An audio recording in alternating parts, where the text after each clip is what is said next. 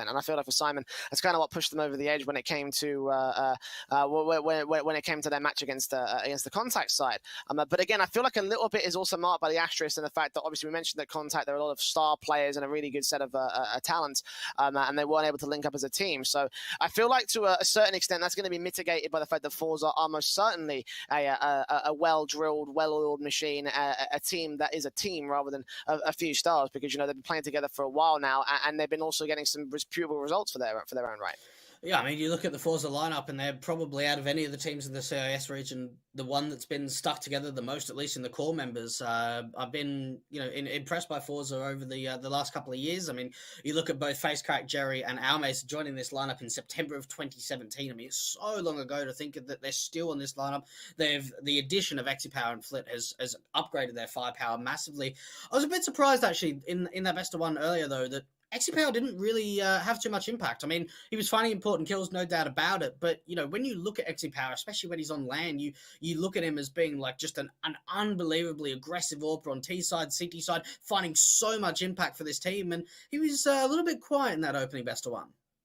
Yeah, I have to agree, to be honest. I guess in that sort of respect, you're kind of expecting a guy like Exipower to be able to stand up, because obviously he is the main AWPer for this side. And certainly when you think about players that you would expect to pop off again, it would sort of be him on that AWP role. I believe it was Jerry, though, was the guy that was really being the main fragger for the Forza side back in that best of one. And for an IGL, obviously, to have a fragging IGL is great, but even then, you never really have the expectation that they're going to be the guys that get the most frags in a single map. Look, I don't think they can expect Jerry to perform in the same way that he did. I mean, look, it would be great, but it's not something that can be expected, right?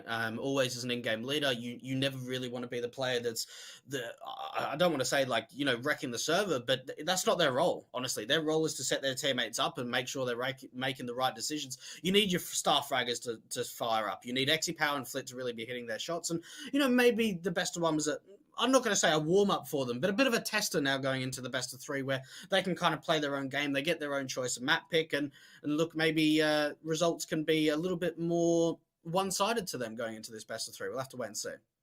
Well, over on the Syman side, Nealon has been able to make great use of his elements on certain points. So I definitely think his IGL sort of prospect has flourished in that respect.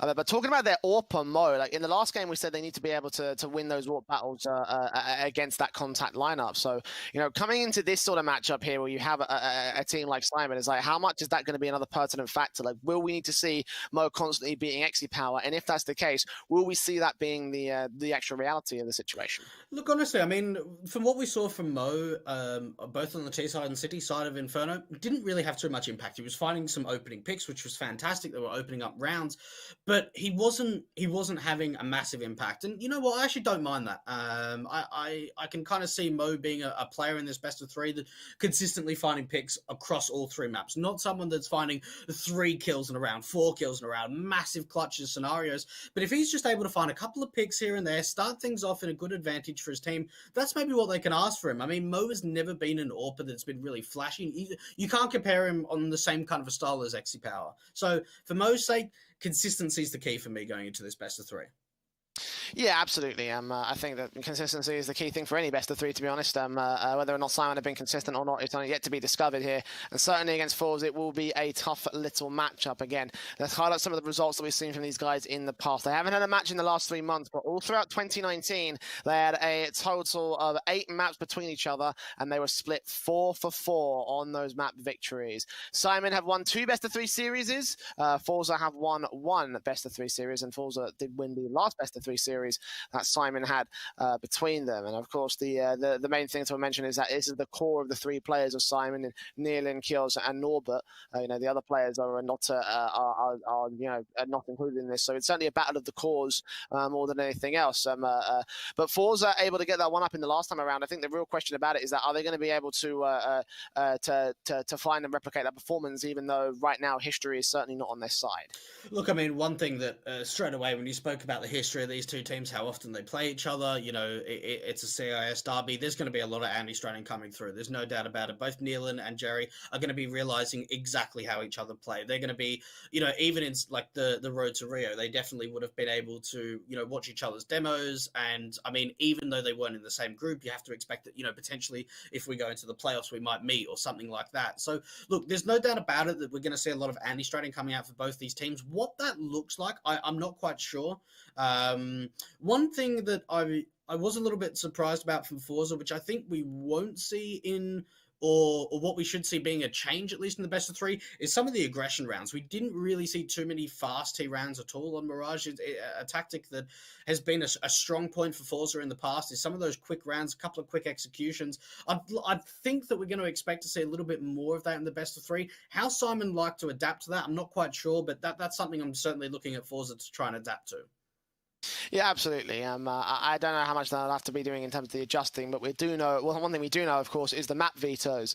Best of three, obviously, so we've got Mirage picked by Forza, Syman picked by Train, Inferno being the last map of the series here. Quite a bit of history as well on these maps as well. You know, the last series actually featured an Inferno, which was a 16-6 victory for Forza. They play each other on Mirage back during the European Champions Cup, which Forza lost to Syman at 19-16. And in general, these maps have been relatively close across history here, Dweg. I mean, I suppose the best you can kind of account for is that we've seen these two maps from both these teams today. So, look, we saw Forza on Mirage. We saw, at least in that second half, so much more of a dominant affair. And on Inferno, you know, down to the wire coming out from Syman. They took it very close to contact. They were able to take the victory. So, look, I'm looking at both these, well, at least for Train, for Syman being a relatively good pick. It's a map that we haven't really seen great success on coming out for the Forza side. So look, all in all, this veto process is almost 50-50 in my opinion. Yeah, and I mean, Train certainly will be the linchpin map for me because, again, it's not been played between these two sides. It's really going to come down to the map pool and how proficient they are on it. I know that it's not one of the common picks for the likes of Syman, for example. I think they've only played it, like, I think it's one of their mid sort of like played maps in the pool, even though it's got a pretty high win rate, whereas I think the Forza have a decent basis on that map overall. So, you know, it could still work out pretty well for the Forza side. But really, I mean, you know, you just got to take into account all the history between these two sides and who's done the better job at anti-stratting more than anything else for these map ups. So, you know, Train is going to be, I think, where this series is won and lost, for my opinion. No, there's no doubt about it. I mean, one thing that I suppose we haven't quite mentioned yet is the fact that, well, this is not a complete Syman roster. I mean, yes, we've spoken about in the best of one earlier today that they've got a stand-in coming through, but it didn't seem to be too much of an impact going into Inferno. But maybe in the best of three series, we might see a couple of weaknesses come out on both the defensive and the offensive from Syman, trying to utilize that stand-in player. Well, the pistol round of Mirage will be the starting map of our series. We've got Syman on the CT start, Forza on the T side, already ready to receive a quick execution in. Flitz ready for some aggression. He's so ready for Neil, and they've got such a good read on this. That's the anti-stratting you're talking about there. To wait 5-on-4 immediately as they enter into an open A bomb side. Norbert will get XE, but face crack will get kills right back, and Mouse still sitting back here over to the sniper vest area. Norbert will get one good headshot, but both him and Mo will get traded. It's all left to KDO. Last man and 1 versus 2. The kit is on him. He's just picked it up. Now needs to get on the kit. Now get on the bomb and start defusing right about now. He's got 2 players and attack on 2 fronts. I don't know if he saw the player in connector, but they'll know where he is. Taps up from the USP. We'll see the man. Second face. Running out of time. Backs our turn, and he will get shot up a little bit, but couldn't turn around for the headshot in the end. So face crack will close it, and Forza will get the pistol. That's a great pistol round coming out from Forza, and it's very similar than how we saw their pistol round come out on the T side of Mirage in the best of one, leaving a lurker out from mid. This time around, not having too much of a mid presence. It's very, very passive. Flit just hiding in the cupping corner, catches off Neil and trying to get aggressive to flank in from the main position, or the A-ramp position. But the buy has come in, the upgrade Deagles and the Scout. And I'll tell you what, if Nealon's able to strike with the Deagle like he did in Inferno, this could certainly do some damage. Well, smokes down, Deagles at the ready. Syman get ready to receive the T-side forces straight in face. Crack jumps around that corner, gets that opening kill as Jerry gets KDO as well. Mo will respond, but Nealon will respond. It will be responded to. And now it's all left to the Scout here, doing damage to face crack and Jerry, but Almaza is dead, and Forza have only lost 1 player all in all. So he's out of there, saving his Kevlar and his helmet and his rifle for the next round. Trying to do some sort of damage here. And yeah, Raptor does tag up face crack again, so the aggression coming in from the T-side line. And they will be able to overwhelm the lone scout player. Probably should upgrade to that scout as well. XE opts against it. I guess it makes sense again. Full eco coming in for this next round, so Mac 10's out for everybody. See if they can quickly gain some sort of control and finish off the Syman side. Oh, I love the fact they've got just so many Mac 10s to work with. It's a great tactic to see, especially now that it's up against the pretty much complete eco. There's no upgrade whatsoever. And I'll tell you what, this might be fast into the B bomb site once again from Forze. And look at the CTs. They're all just standing. Oh, okay. They're all standing in through CT spawn, but no, they're out all in window room at the moment. And I tell you what, if they run into those Mac 10s, it's probably even better if they just try and save, honestly, rather than just trying to farm up this economy of the T side. Oh, my goodness. Jerry does go down in the end. And the deal also picks up a couple of players, so there you go. $1,800 for Jerry. That's absolutely fine losing that Mac 10 because you can see how much money he's got in return for it. $10,000 pre-buy. And immediately the AWP gets bought up here. I mean, they're going to be able to buy all those rifles as they can as they might hold on to some SMGs for value's sake. Doesn't matter too much at the end of the day. Forze are in a great position, and in the end, they just don't spare any expense. Not too surprising from the Russians. They often like to do this. So the AWP battles in between Mo and XE Power. Much more flashy from one end, as you mentioned in the pre-game. And he's not going to face himself towards Mo. He's actually in the mid position, supporting Neelan's aggressive push.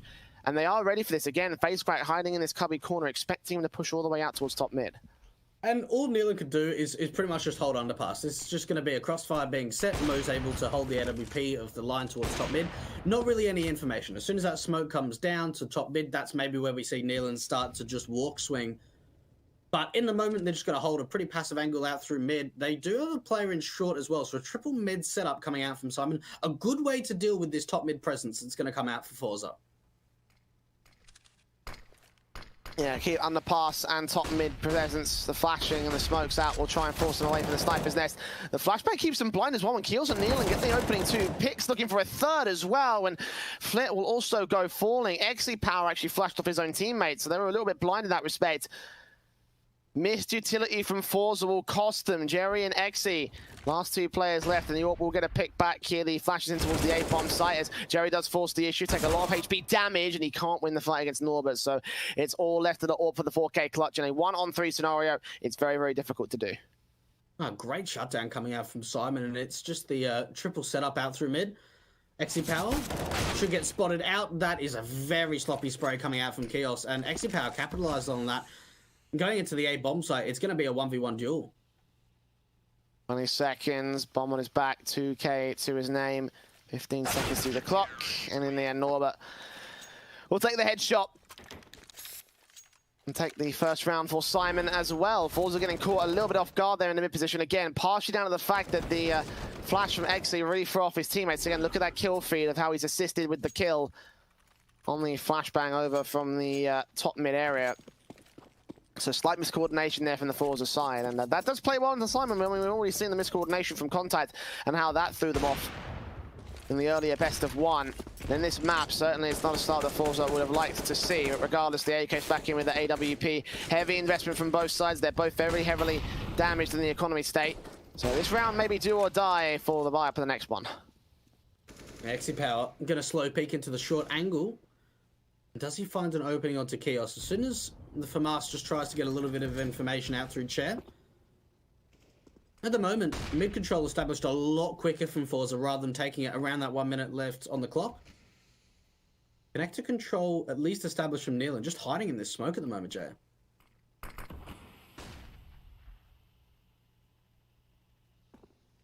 Smokes down, XE looks in for the first pick on Keels there towards the short position. Neelan does find that trade on the man though. The AWP of Mo does not see FaceCrack here in Connector. He's not going to get the vision on top of the smokes either. 4 versus 3, making it 3 versus 3. FaceCrack, it's Neelan down, Mo with a quick trade back, and now it's all left to Jerry as the last man left of the T-side line. He will spray through, try to get Norbert out, will be successful, but the A-site is his with no backup to support it. Good flashbang, being able to blind off the AWP player. Oh, and he's turned it into a 1 versus 1, and the follow-up flash is coming through. Can he peek off the angle? He can, and I think Mo was completely blind off that flash. Oh, that's a big pick to win out.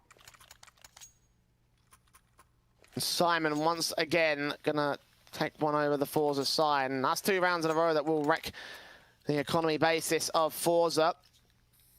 And how quickly you can see things just kind of fall apart for the T side. And $10,000 buys coming out for everybody else. Rush in for the pistols. I mean, the bomb's the first thing out here for Fleer. I mean, that'd be a dangerous sort of call for any sort of round. They do force it back by with the Molotov, however. Limited damage by the AWP. They'll get the info on where that position is. He'll fall back out position, so keep his eyes on the mid area and hold their own for the moment. And at least they've heard all them footsteps out through underpass. Tag coming out with the AWP. Mo definitely starting to get things off on the right foot in the early stages of Mirage. And this should be just a relatively easy cleanup now, Jay. Just a couple of upgraded pistols. I say that, though, and Al Mazes Deagle has found a kill. Oh, my goodness. Great pick in on Mo, 3-on-3.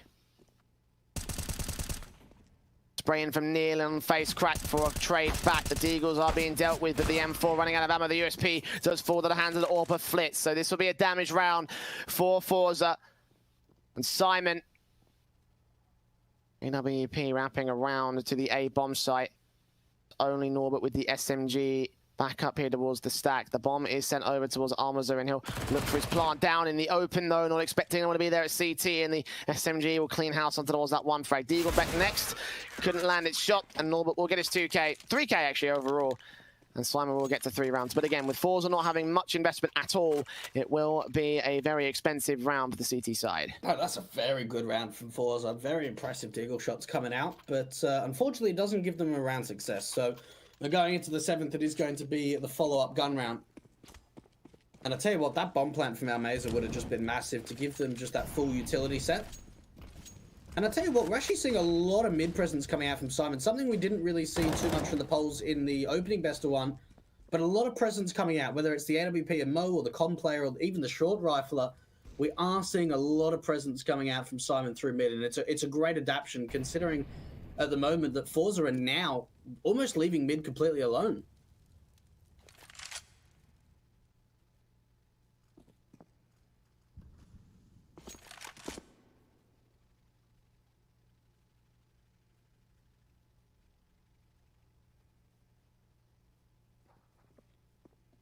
Yeah, smoke's getting set up towards the A bomb site here. The 2's going down. Re-smoke back from the CT spawn. Keeping their eyes on the ramp and making sure that no one can make their way out. They've got a 3rd smoke on face crack, but they haven't been able to use it here. And he's out towards that mid position. They're going to try and converge in and actually get the 2 picks on the ramp and mid areas.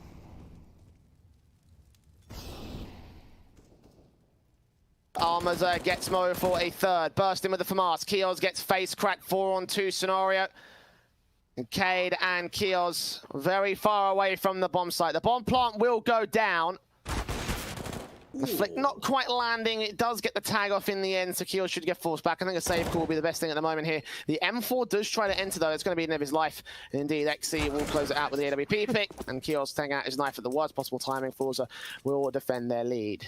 I'm not sure if I like that call from Syman. That's a 2-on-4. There's just no way they could even consider retaking the bomb site. And they stay around for too long. If they get taken down, it's going to be a double eco, so it's going to be the force by investment anyway. But you just think that, you know, with the upgraded Deagles and the Scout, that maybe just a backup of 2 rifles would have just been fantastic for them. But anyway, it is going to be the lead going back into the way of Forze, and it's an ace stack at the moment on the CT defense.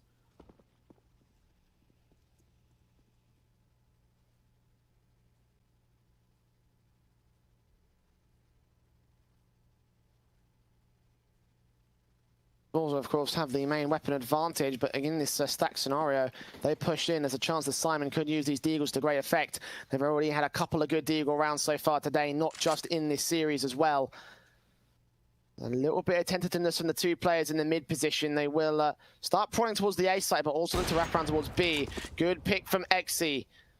No information being heard out, no information being seen, no footsteps from the CTs being given away. Still a minute to go, and Forze aren't going to go ahead and rush to say bomb site just yet. It looks like they just want to walk B just to see if they can find any kind of openings, and that is a missed Molotov, which actually splits the T's. But anyway, that's going to be full site control over at the B bomb site. They'll be able to bring that bomb over, maybe even get a couple of players of B to try and aggress. I'm even surprised XE Power is waiting around for another pick, but that's going to be the bomb over to the B bomb site. And for Syman, I don't even think they realise yet. Yeah, 30 seconds to the hit. Ooh, Nealon does shut down one with the scout shot, though. Should they be able to realize the B site is under contention? Will the CTs even bother rotating for it? We've still got Flit here hearing tons of footsteps, so he should be able to confirm this at the moment here. The bomb plant will be received as he takes out Keels there towards Sandwich. 2 more on the site. What a spray, what a transfer, what a sequence. 3 kills from him at 4 HP. There were anti-eco frags, but regardless for Forze, it is a nice simple round to get 5 on the board. With the force buy in for Syman as well, it looks like this is going to be another eco round coming in for the CT side. Forze up. Nice round. Very, very passive, very methodical, and working off information, right? We see XePower finds the opening pick with the AWP of Mo that's scouting at the back of Ticket, and they take their time. They work off the information, and for Forze, it's great to see this presence coming out from them. And for Syman's sake, again, it's just going to be a complete eco, considering they're on double eco status, so it's going to be a pretty easy cleanup. Actually, a TK coming through. Don't want to be doing that, but it is a cleanup. Only one player goes down.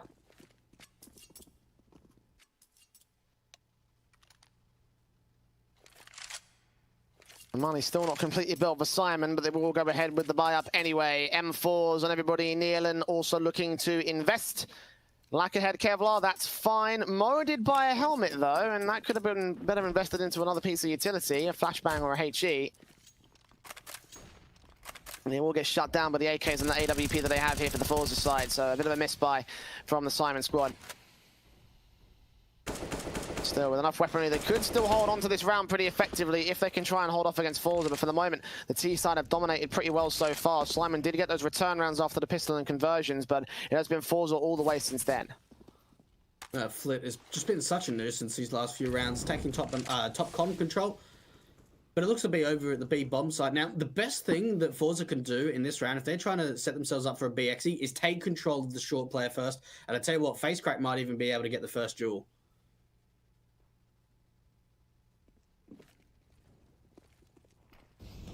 Here they come, out of the way. Almazar and FaceCrack. 2 picks, easy as that, and the CTs probably should throw in the towel from here. There is no way back in for Syman on the retake. Bomb plant down. Flit will keep his eyes in the mid position.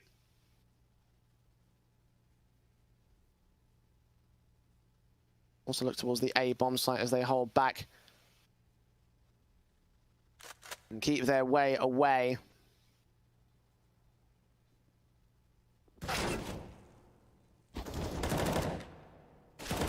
Well, we'll get a couple exit frags at the very least in a low HP player, so it does get semi-expensive for Forza, but with the money they currently have to work with, I don't think they're worrying too much about cost at this moment. They have plenty of money to invest back into the next round, and that's what they'll do as they go 7-3 up.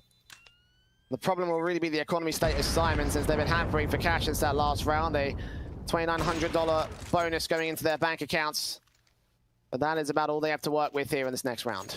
Yeah, look, they have to buy this, right? They've got 3 rifles saved. There's just no way that they can eco. They are taking their time.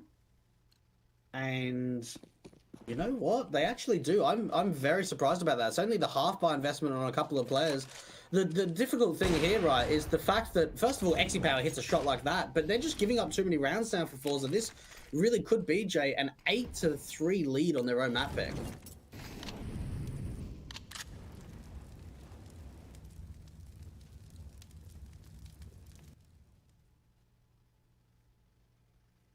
Turning over again from the apartments area. It might be a fast play out into this B bomb site. Deagle out from Kato gets 1. Nealon gets another one with the M4, but he goes no further than that. 3-on-3 situation. And Keel's back in the corner. Tap up, looking for 2. Couldn't quite find them. Jerry being seen out. Keel's also tagged up pretty heavily. Round the corner, spray in, takes him down. 3-on-2 scenario.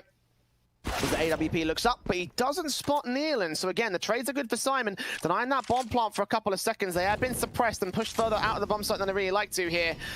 They have committed towards B, though. There's no turning back from this position. As they try and fight these fights, Nealon will take down another in Jerry. That's a 3K for him. And Almazar, with the bomb dropped in the middle of the site, has got to force the issue on these kills. Time is running out. His back is turned to the CTs for the most part here.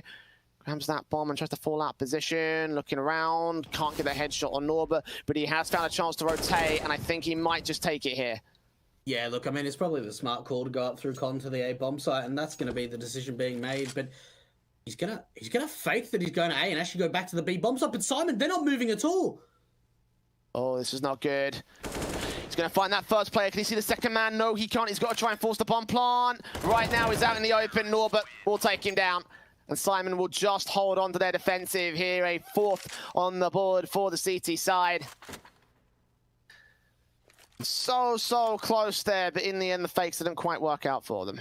That is honestly astounding that Syman don't rotate off a B. So what Almazet finds is he's trying to fake that he's going to A through con, and coming back and taking the market player down, he goes, right, well, they've split the defense. They've had one on A and one on B, and he just goes for the plant straight away. Does not expect the push to come out and the aggression from market.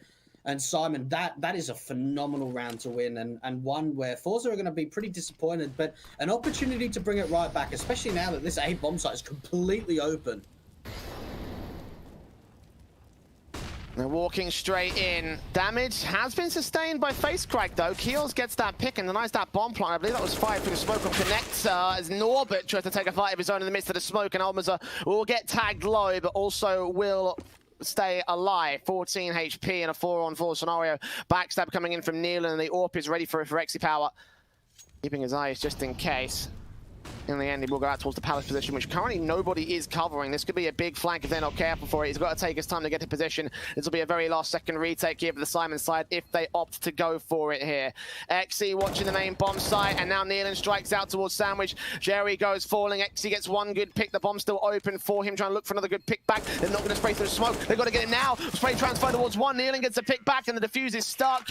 Vision blocked. Forza couldn't take a fight, and they can't take an 8th round, not just yet at least. Okay, this is quite impressive now from Syman. That was an incredibly slow retake, and it comes off from Nealon, right? I mean, we see the player coming out from the Palace position, taking down Sandwich, and as soon as they find that kill, as soon as they find that contact, that's when they start to swarm in. They re-smoke the A ramp area, blinds off the 2 players there on the T side, and for Forza, just not able to hold on in the post plant. Syman definitely going into a fight in this CT side of Mirage. And I tell you what, I think this is going to be a fight right to the end on this first map.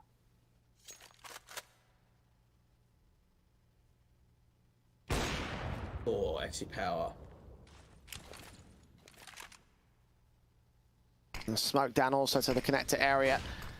Actually on towards the stairs area, a very good one as well. Might sell him on the idea that there might be an execution coming in. Actually, there is one instead. Not enough presence towards that B bomb site, but a good smoke nonetheless to set up and adjust against it. Spray from Nealon's manic. Norbert does get face cracked, but it does not deny the bomb plant just yet. Forza in a similar sort of position, but with a lot more aggression from Flit. He gets himself 2 picks. Finally, Norbert has traded back. Look for the man over at Palace. Back to 2 versus 2. Syman have been fantastic with these trades so far.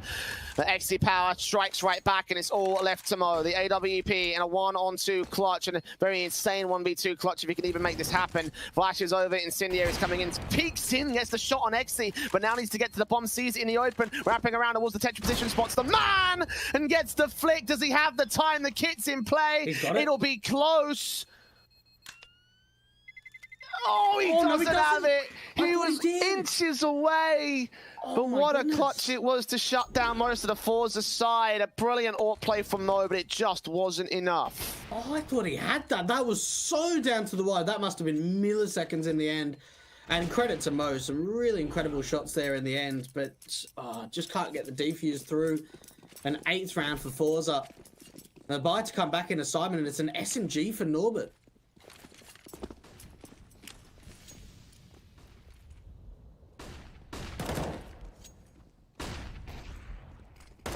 Just around the corner from Facecrack. Let's get caught off guard by the blindness of the flashbangs. The utility has been the main thing that's been catching Forza off guard, but their firepower has certainly been accurate as anything. Look at Facecrack with the prediction on tomorrow. Through the smoke, he goes down. Nealon gets a trade, but Jerry trades it right back on KDO, and Norbert's out of there. It's a 4 versus 2. They're going to save from here. This probably is a 10 to 5 half. I mean, I'm looking at the economy state at the moment for Syman. They need absolutely to hold on to these 2 rifles. Actually, it's Norbert to pick up the AK to replace the MP9. But for Forza, I mean, it's these aggression rounds that are really sort of the nail in the coffin for me. It just seems once they turn that tempo up, once we see a couple of these quick executions, or even just to get quick map control, we see individuals just, you know, stepping up. FaceCrack getting 2 massive kills to open up the short face. And then the Apps player dealing with the B bomb site players. Syman. It's going to be a rough buy, isn't it? I mean, Neelan could drop a Fammer. Norbert could drop an M4, but it's going to be a rough one. Even if they do drop these rifles, they're not going to have a lot of utility to work with.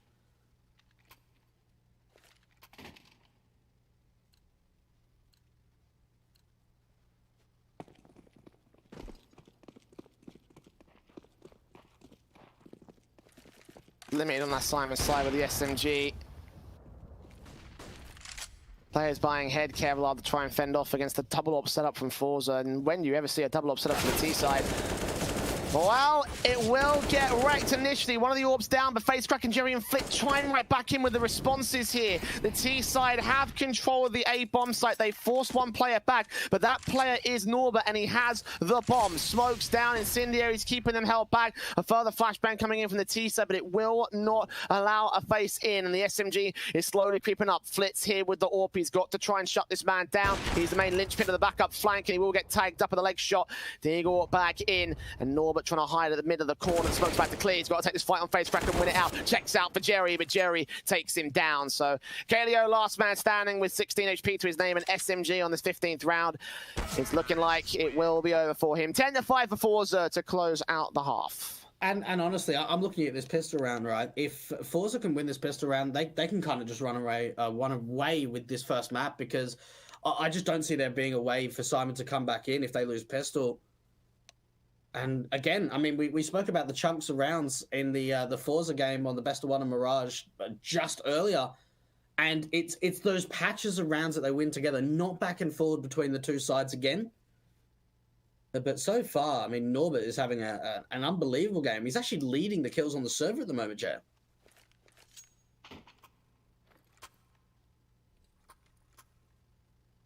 Yeah, 18 kills to his name, followed up by Flit on 17. Both sides having their main fraggers, but for Forze, it has looked a little bit more confident.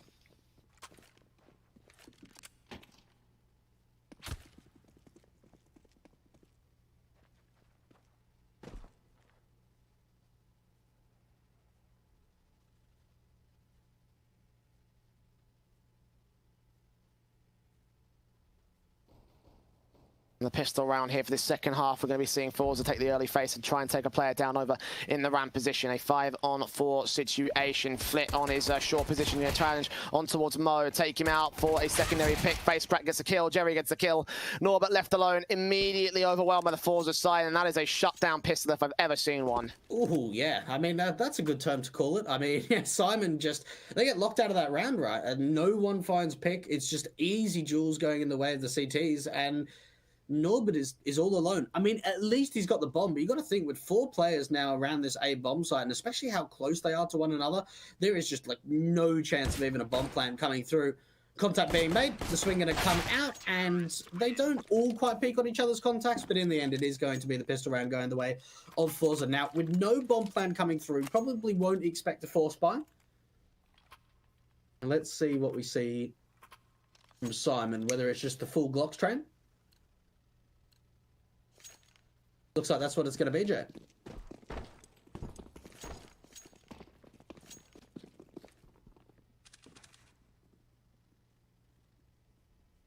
There's a run boost coming in off the back of the eco here for Syman. 2 players spotted. The scout will try to take that face and fight. We'll only be able to tag up Norbert. They know that there's going to be a bit of a mid-stack coming in, and it will get cleaned up in the end. And this is where things start getting disastrous here for Syman. 12-5. Of course, the rifles can come in. It is an eco, so it's okay to see all these pistols get taken out of play very easily and efficiently. They're mostly focused here in round 18, so AK's coming back in. The utility is standard. Head Kevlar and all. AWP out for XC power immediately, though, so once again, Forze sparing no expense. Whenever they can buy, they will heavy invest. Jerry should go fast into the underpass. I don't think we saw this at all from Syman in the first half, but I don't quite know how this is going to work out, because at the moment, it's a top connector control being established from Neelan, and now the information from Underpass. How does Neelan win out that gunfight? Exit down, a 4-on-3 situation.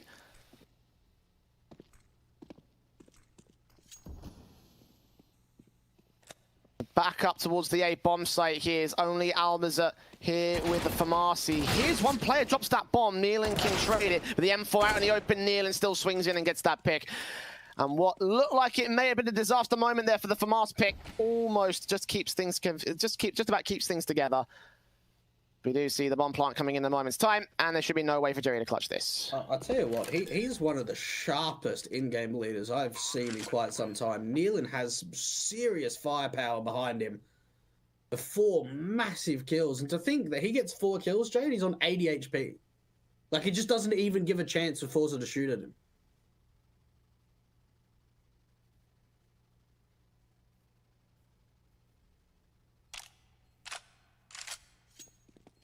Well, has been a dominant start here for Forze. May just put Syman in the ground for this opening map. Forze's map pick has gone relatively swimmingly so far. Oh, Jerry! Grabbing that AWP and getting out. He's just about evaded disaster. Will they hunt him? Will they go for it? No, Mo does not tempt face. No, they're firing onto his position. They had a rough idea of where he was. They just couldn't connect that one bullet that would have finished him off, so... Syman get to 6. Forze will be forced to take a tactical timeout. A $1,900 loss bonus. XCPower's got an AWP at least, so that's a big upgrade. And Jerry's able to pick that up right at the end of the round. And they're going to force the investment here. So FacePrack probably going to be on a Deagle. Jerry upgrading. How much more do we see?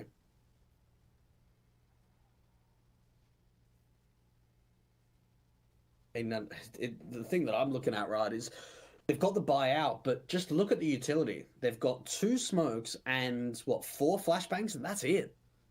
It's going to have to come down to XCPower winning out some sort of duel, or even someone on Forze trying to go aggressive and winning out a gunfight.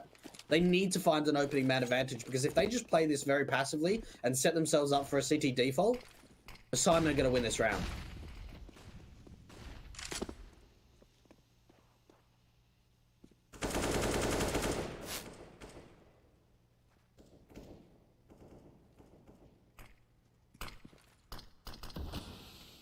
And the AK is coming in for the T side at the moment. The M4 is coming out, the AWEP for XCPower.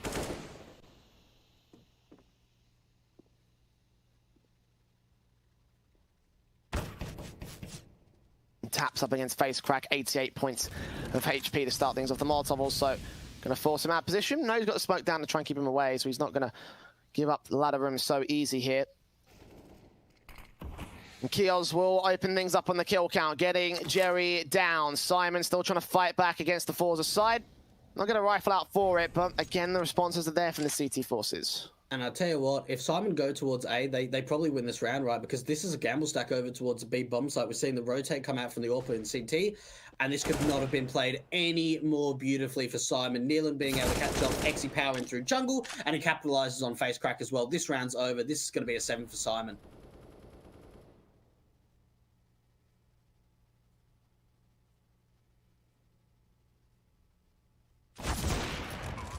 Yeah, Kios will get flit, and Almazet will be forced to save his own weapon. So it seems like Syman have got another chance back here again with the little mini comeback coming in on this T-side line. We'll find the CTs without much of an investment here for the M4. Almazet backed up behind the bench area.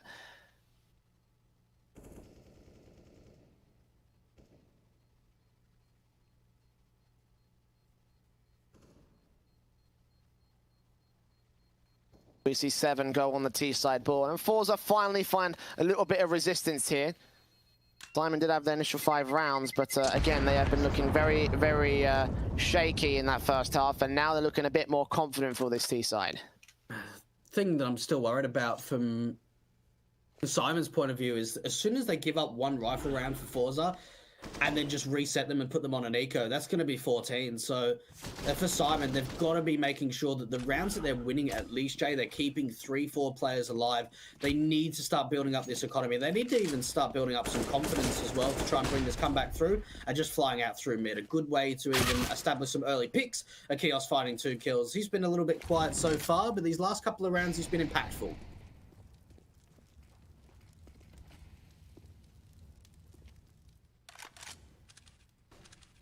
Pin for Mo. Molotov's in. Ooh, they see the man. Molotovs do miss instead for the T side. Nades up, damage done to Exy. The P250 standing by to go down the ladder room, and Keels here right around the corner. AK-47. The M4 gets boosted up here for face crack. Is he going to be ready for this man? Will Keels be ready for him to jump up? Who's going to adjust first?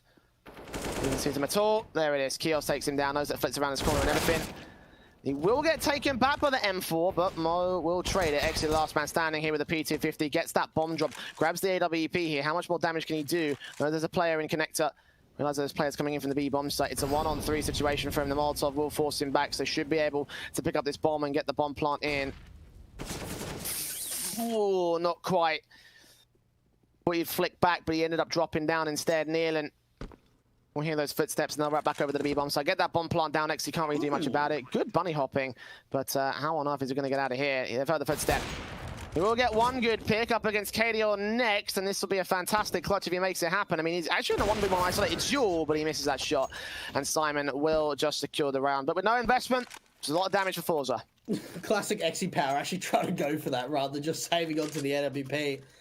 I tell you what, that was actually pretty close to turning it into a 1 versus 1 in the end. But it's just going to be the half-buy investment coming out. MP9s and MP5s. Don't really see too many MP5s coming out in the professional play. But an opportunity for Forza to at least do some economical damage. Maybe find a few nice frags. And it's actually very aggressive through top mid. They're just going to stand in this top mid smoke. Well, Flit is. Yeah, you know, they're just going to hold back and keeping their eyes on the sympathetic positions. Oh, Exy! What a flick back. Starting things off on the A defensive, meanwhile, as he picks apart the first one on the 4 versus 4. Norbert will find that trade, and FaceCrack moves in with his MP5. Don't see this weapon that much in competitive play, but it comes up good for a kill, but nothing more. AWP back up in Palace will play Overwatch and try support. Norbert gets another kill back with the AK-47 on site. Jerry bursting in with the SMG, gets us to a 2 versus 1.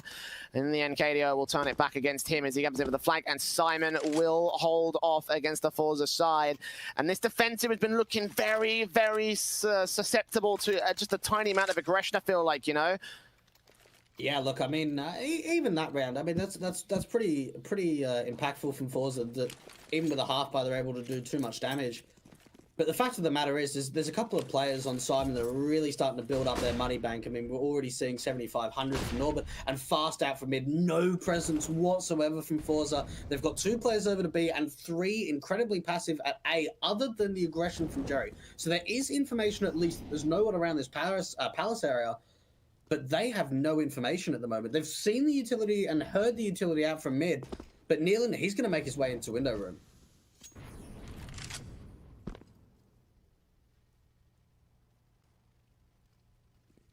They're going to go B, and he's going to cut off the rotations of the A players.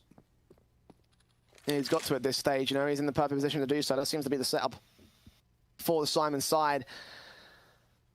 With the rotations here having to take so long to go around over the mid area or through the CT spawn, it's going to have to rely a lot on this defensive of the B bomb site. And again, it's been suspectable here on the main defense, but Almanza does get 2 kills. Keels can chime back in from the apartments. Flit still went into the back of the bomb site, and he gets that kill. Mo will be able to respond, and now as rotations come in, it's now Nealon's chance to strike, but he doesn't get the kill on the rifle that faces him. Getting back out towards mid as the bomb plant does go down, but Mo is on his own of his own right, so Forza with an advantage, but let's see if this AWP can step up and be as consistent as we hoped he would be. He doesn't land the first shot. The second phase does come in. Does not see the player back over at market. No idea the player does have an inkling of the man in the apartments area.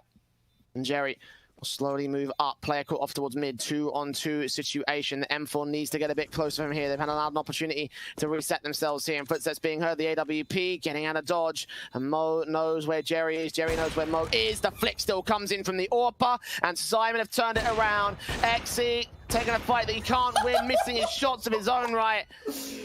And it works for Syman. A 1-on-3 for all intents and purposes there in the bomb site. Mo holding out perfectly for the T side. I'll tell you what, that is such a monstrous round coming out from Mo. The fact of the matter is he's really in a 1 versus 3 because Nealon, he gives away his position in window room and he's so far away from the bomb side that Mo has to plant all by himself and clutch it out, really. I mean, Nealon does help him out in the end, I suppose, but for Syman's sake, that was such a big round from Mo. And to think that he's only currently sitting on 9 kills, how much impact he had in that last round, and he gives up double digits. The second timeout now for Forze. And it's probably coming a good time now, Jay, because this is, what, 5 rounds in a row for Syman on the T side? Yeah?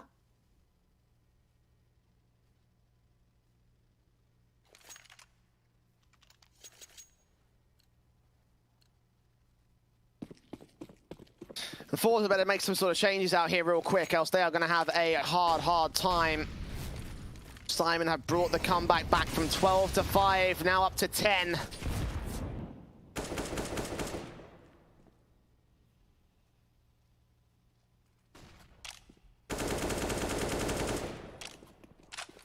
AK is in, of course, towards that mid position. Syman fighting for their mid control. Forze losing a little bit of HP on XE for the initial phase, and he'll just fall back out of passive positions here in the sniper's nest. Got a challenge onto Nealon. The AWP and Mo, however, is playing out. Oh, well, yeah, I was always playing in apartments. It does come up towards the mid position in the end. And Norbert catching Jerry off being aggressive over in the palace position will allow an opener to go the way of Syman. And look at the rotate starting to come out of the A bomb site. It's only going to be a single B defender because Flit, he's on his way to CT. And this could honestly be a save call because there is hardly any utility, a single kit of XE power. And here comes the execution. Almazer, he's got to find a couple of kills here, Jay. M4, top of the box, looking at the left-hand side, gets the kill onto Kios. Traded back by Nealon of his own right. He only gets that one, and the AWP gets taken out on the rotation. He gets picked up by Flit because he's looking to go ahead and save. As Syman will make their way within one of the lead here. Forze looked so dominant in the first half. They looked like they were going to get dominant in the second, but ever since that eco conversion round, we haven't seen much from the Forze CT side. And I'll tell you what's really cheeky actually coming out from Syman is the fact that they're trying to force Forze into getting aggressive. You got to look at the point of view of the CTs, right? This is now 6 rounds in a row that they would have lost. Jerry thinks, I've got to make a play. I've got to try and get some information. So I'm going to peek aggressively into T-Spawn from Palace. They lose the opening man advantage. He goes down. They over-rotate to the A bomb side. They hit B with a single player of Almazer. And XE Power just doesn't even have enough time to get into position to really defend the side. He's forced back. He can't even get back. He gets taken down. They hold on to the AWP, but Forze, they're now going to be scared to aggress, and that is just going to work into the play of Syman.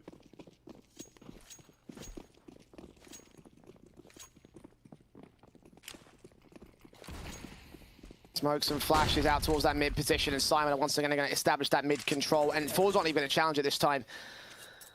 They got the AWP out, but this time it's placed towards the apartment, so I'm going to shut down that default. KDO does fall to low early on thanks to the AWP's efforts, and Flick gets the opening kill with Face Crack following suit. A pick over towards Connector. A 5-on-3 this time for the CT side, and Jerry sees one man on the ladder, gets Norbert down, so a slight bit of aggression gets punished from the Forze side. 5-on-2 now, and this is much, much better for the CT side. This is the round we've been looking for the entire half here, Dwayne. Yeah, it certainly has. So far, no one's gone down. Mo, you can't even hold on to this AWP. There's not enough time. Oh, I should say there's too much time to work with. 13 to 11. What a shutdown coming out from mid, and it comes out of just a bit of information. A dual ping coming down from bottom con. So many firefights going the way of Forze. And Syman, they probably don't know what just hit them.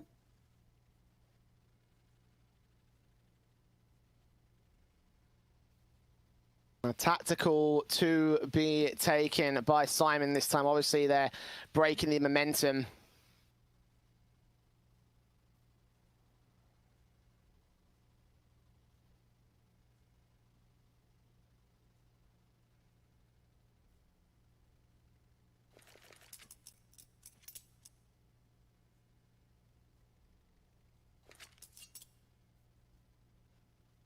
AWP's in for Flit and Exi Power for the Forze side, and this double AWP setup may well be able to decimate the Syman squad. AKs across the board for the T side.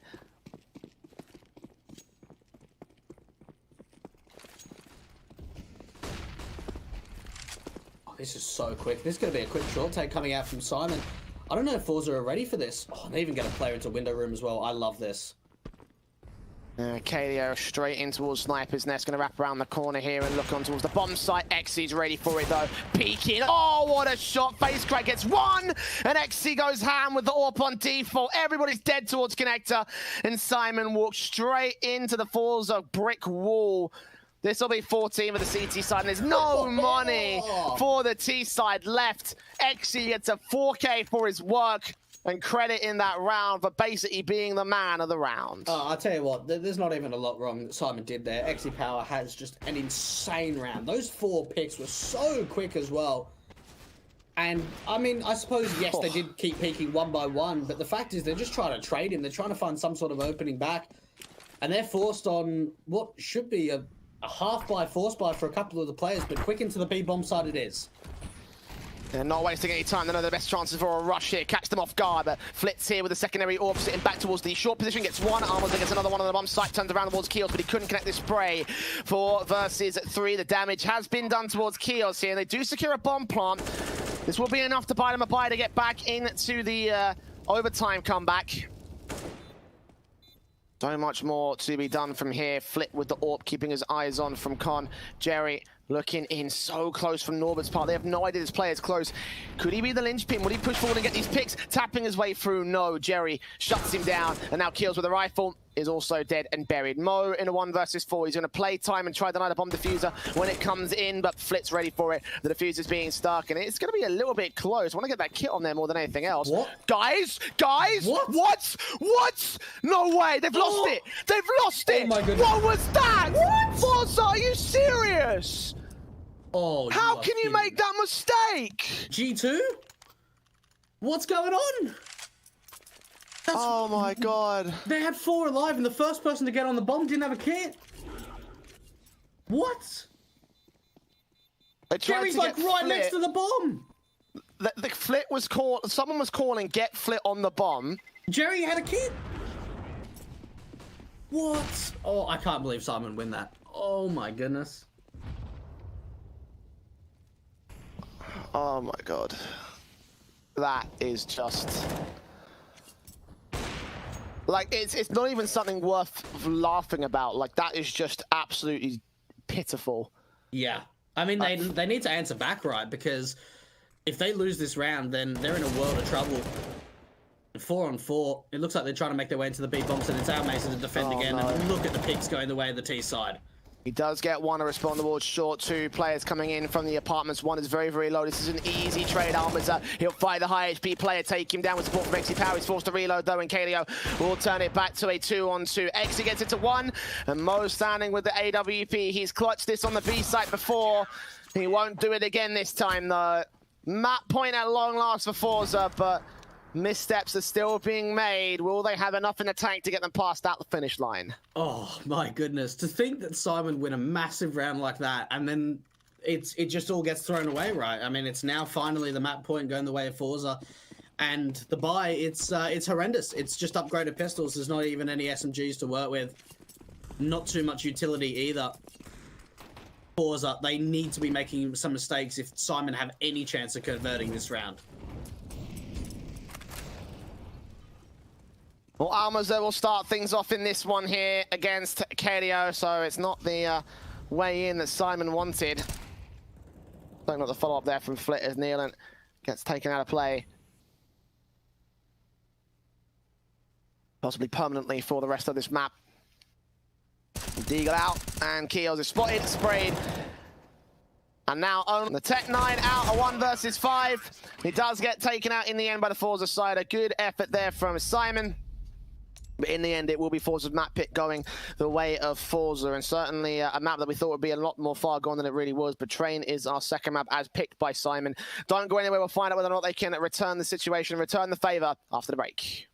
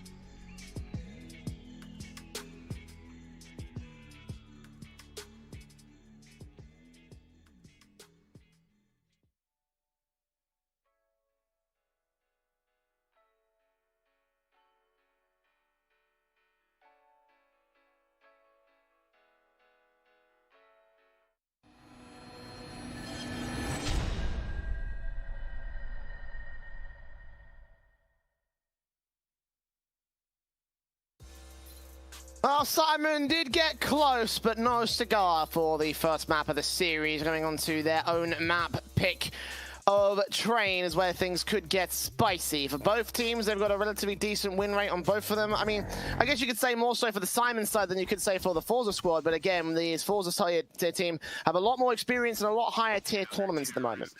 Yeah, no, like, absolutely. I mean, one thing that I'm kind of taking back of what we saw in that first map, Jay, to what we might see on Train is the fact that we saw Nealon and Norbert fragging massively. They were putting up big numbers, but for Mo, Kios, and KDO, it was relatively poor in the sense of impact being made. So, look, going onto a map like Train, they need to make sure that the team chemistry is there and they're playing as a team rather than as individuals.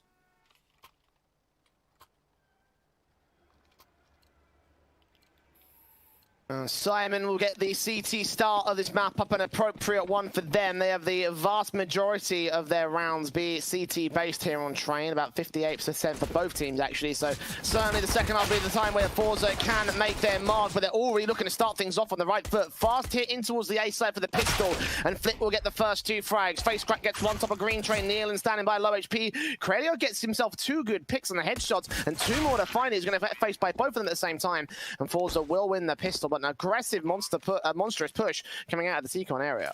Oh, I'll tell you what, I really like that from Forze. That sets the pace very quickly of what we're going to see from Forze coming out on the T side. A fast-out aggression. We saw a massive 3K coming out of Flip, just some drive-by headshots, and just raw aggression is really what we saw out of that round from Forze. And for Syman's sake, it just didn't really seem like they had much of a foothold on it. We saw a couple of the shots, I guess you could say, not quite hitting for the City side, but they were in a bit of an awkward position. They were kind of forced out to separation between the teammates at the outer bomb side, and for Forze, it's just the Glocks up close and personal deletes the bomb side. Off the back of that pistol, Syman will get stunned back into their defensive here. I think we're seeing an eco coming out of them. I think that's how they played out their last couple of pistol rounds, obviously. A small tech pause due to some loss over on the CT side for Syman. So just a quick moment to get themselves set up for the next round. Obviously, it's just one of those things you kind of have to wait out, I believe. I think with loss, there's nothing you can do to really sort of fix it. But you'll never have to have loss if you visit Esports Vikings, where there are high-quality esports bets. High-quality esports guides for playing, watching, and betting. So, if you want to ever make a prediction, then maybe that might be a good place for you to visit if that's how you're so inclined. But Syman should be so inclined to just go ahead and cut their losses at this moment. It's just USPs for this round, it seems. And I'm just kind of trying to expect what we might see from Syman. I don't remember them ever running the double orb setup for Syman on the City side of Mirage. I think it was just the single orb of Mo. So, I mean, Train is a map that, especially on the City side, if you can get the economy going, there's no real reason why you could opt against the double orb setup. It allows so much impact as well. But we'll have to wait and see whether that ends up becoming a feature for the Syman lineup.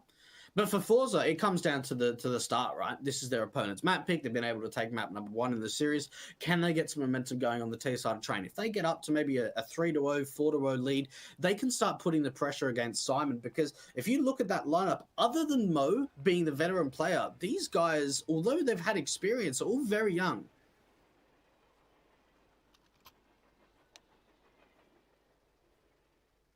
Obviously, it gives a lot of room to grow, I feel like, Yeah, that's also a good point. You're in that position where you have like a lot of time left on your career, then that means that, for these guys, obviously, it's an opportunity to keep on building and building yourself up. And already taking some decent close maps against some decent teams. Obviously, the upset a little bit earlier today, and of course, that close map against Forze.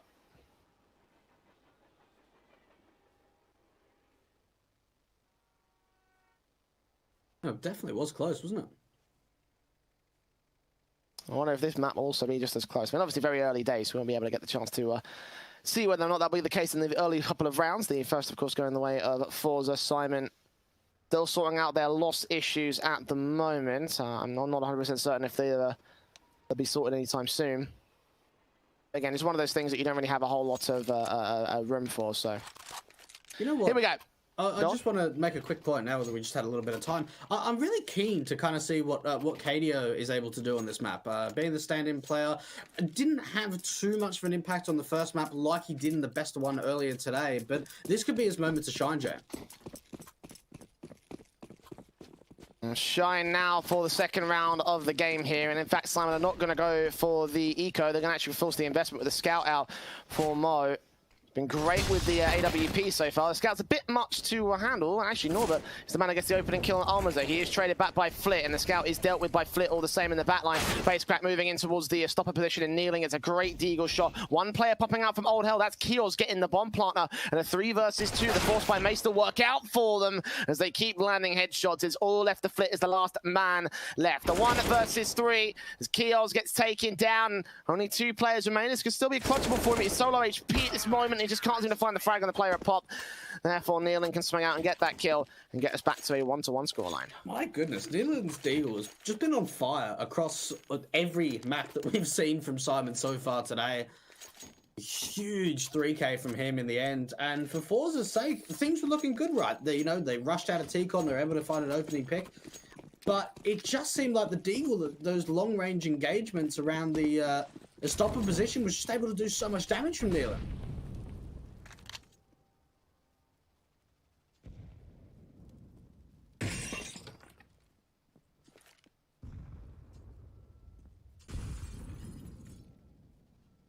No, Forze back to the pistols once again here. They did a great job of handling the anti-ecos and the force buys in the last map.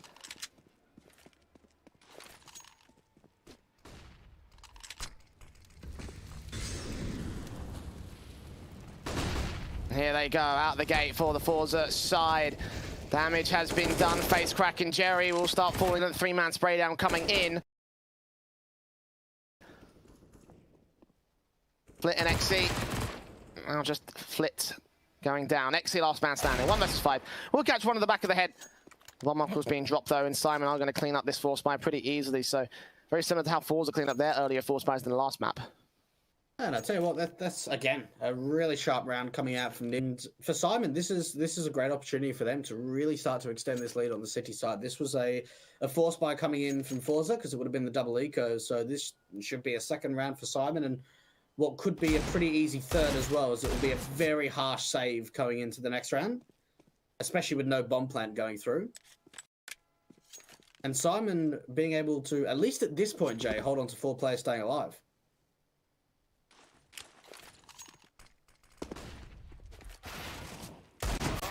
As the D were facing up and that 1 kill against Mo, Nealon, of course, another 1 HP. Syman there to force the conversions back on the Forza side. This should be an eco round. I don't see any reason to force the investment.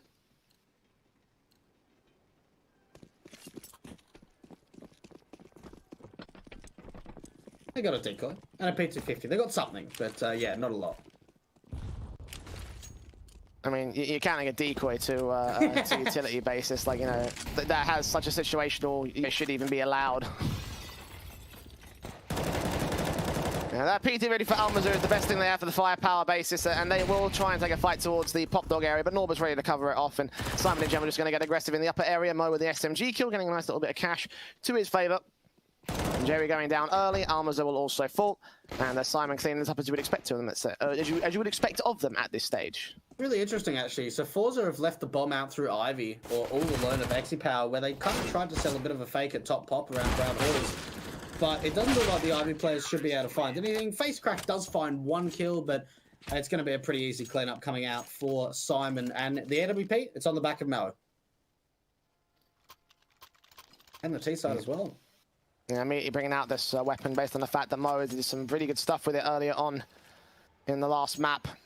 In general, his AWPing skill has not been flashy, but it has been consistent.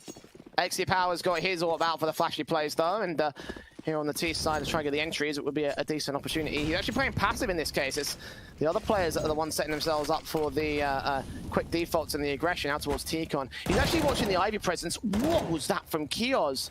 Turning away from the flash and flicking right back on towards Almaza. He tries to get a second kill, but he is going to get traded. Nealon will find his way back on towards a 2-for-1 all in all. So Syman do win out the fight for T-Con. I honestly don't know how Forze bring this back right. The CTs have taken full bomb control. They've taken T-Con map control as well.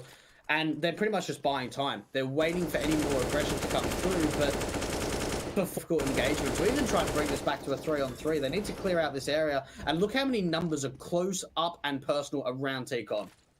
They got a following smoke as well. They could just keep them coming.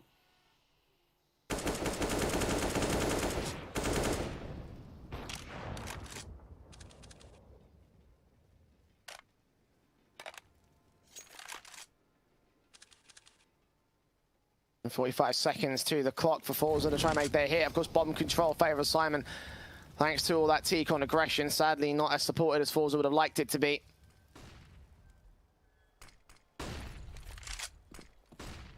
Look at these flashes, all the utility they can. What was that, 5-6 flashbangs, the same position? They stalled Forze for enough time. They might even consider a save call here. They're backing out a little bit. The flashbangs continuing to come through from Syman. And yeah, 15 seconds to the clock. Just smoke up to keep Jerry concealed. You might have to get even further out of dodge. And Syman, all down to that T-Con control, will be able to get their fourth on the CT board. Things are looking great. They are looking very, very good at the moment from Syman. This is a completely different team, honestly, than what we saw in Mirage. Things are just so confident at the moment. For Chaos just to walk through the Molotov to find that opening pick was just, you know, such a ballsy play. But they take control of T-Con, they hold on to that man advantage, and the utility, it just keeps coming. It just, the flashes, the smokes, everything just buys so much time, and Forze, they have to save. But now they're in a weird state in the economy that Almaza has to force. Facecrack doesn't. But I tell you what, Syman can get off to such a great lead in this first half.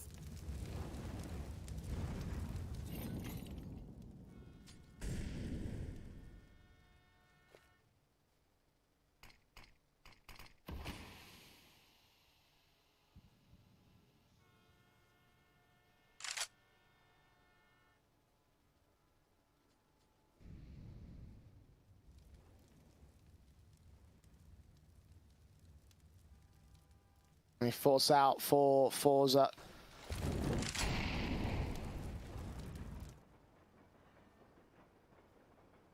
These three rifles in play for the T side.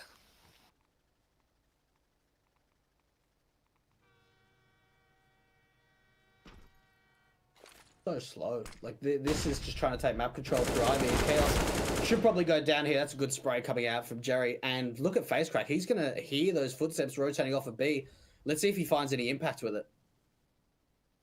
He will just pop up towards the B bomb site, and KDO gets himself a pick back to a 4-on-4 situation. It's kill back to an even standing here as the first player drops. It's only a pistol, though, for the T side, so the AKs can stay in play.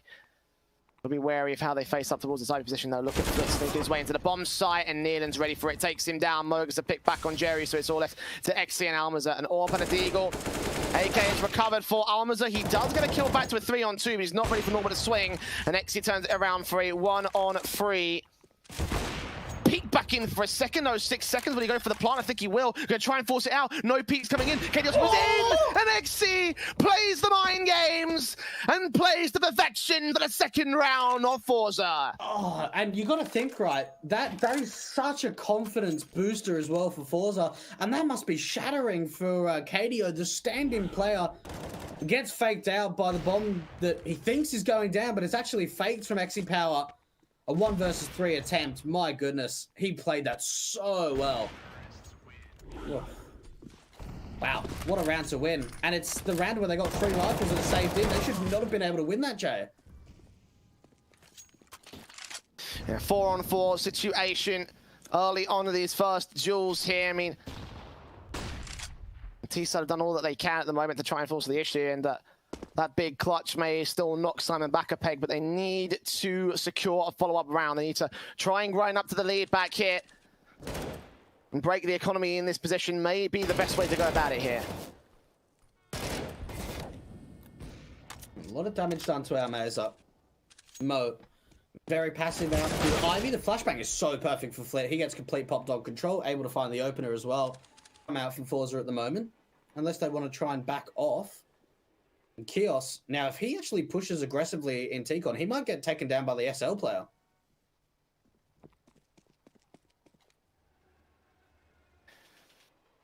The other way around. Is Nealing running out the fight 3-on-3. And Flit will fall back to position to try and join the likes of XC Power here in the upper wood corridors now. Here they make their way out. Flashbang throws Mo off to let them enter into the site. He will fall back to try and take the cross here. The bomb's yet to cross, and XC actually wins out an AWP face, taking him down to a 2 versus 3. And Nealing moves up close range, solo HP. Almaza still wins out the fight. It's the AWP kills. He just can't make it happen. XC finishes off the job, and that is another confident 3 players alive for Forza. That's a rough round for Mo. He actually misses the first AWP shot into the ramp player, and then it's out that gunfight by just peeking straight into the crosshair of the AWP. And Forza, it seems like XE Power is quicker to the trigger between the AWP battles. I guess that is the advantage of the flashy style of play here for this guy. We talked about how whether Mo will be able to mount up to him in terms of the AWP v AWP battle, and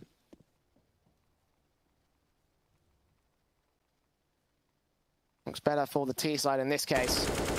Spray in from Jerry, catches Norbert down. Quick trade from Mo, the same to a 4-on-4. The M4 looking up, 2 HP for Jerry as Nealing does take out another good pick, and KDO has forced him to fall back. Meanwhile, there's a backstab coming in from Keo, meanwhile. Look at this Deagle out, ready to receive them, ready to shut them down. KDO may even get there first. Indeed he does. Shot to the back of the head, leaving it only to the B-side players here in the brown halls to go out from the ramp area. They've got Nealing to deal with on the left-hand side of the site. He does spray towards one, but XC Power gets him out for a 1v3 clutch. Now he's got to get this bomb down. I'll tell you what, you can almost think that he's still got a chance of winning this. Going to go up to the brown halls rather than trying to get the bomb down. He's going to actually try and take the fight to the CTs that are coming in on the flank. Oh, what a quick scope and what a shot. But now he's got to get back to the site and get the plant in. There's already a player making his way in from the CT spawn. He's got a little bit of time to fake the plant once, try and challenge on towards Kios next up here, but not to be. Headshot allowed for the Syman side. 5-3 on the CT board. A big round to win if you're Syman, because there's probably not going to be an investment coming out from Forza coming into this next round. It's going to be a half buy of the upgraded pistol. And I'll tell you what, they need to just sort of calm XE Power down if you're Syman. You need to be able to try and deal with this AWP, because he is hitting some really nice shots at the moment, and he's going to be clutching out rounds. 2 rounds of difference between the 2 sides. Fast presence out to the brown halls, and Cadio, he's going to be forced back. Can he follow up? He only gets 1 kill. This is going to be a free bomb plant.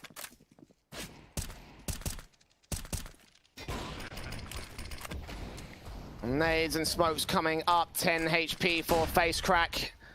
P250 around Almaza with a deagle to the headshot, and the Forza side. Ooh, start picking them apart. Nealing gets 1 kill. Norman's got a low HP player here towards the marshmallow area. Gets Flit as well on the trades. It's a 1 versus 1 between him and face crack. The bomb's not even planted for face crack, but it gets a blind shot anyway. 3 kills for the man. Oh, and that will be Forza up to 4 here against Syman. What? He was just going to stick that bomb. Oh my goodness, I can't believe that shot through the smoke. That is ridiculous. And he's not even an AWPer. Wow, what a round to win from Forza. What a round to lose if you're Syman, because look at the investment now coming through. Okay, look at this aggression coming in from Syman, trying their best to respond with sheer aggression against the Forza side, but the trades are still coming in nice and quickly, and whenever they go fast into these positions.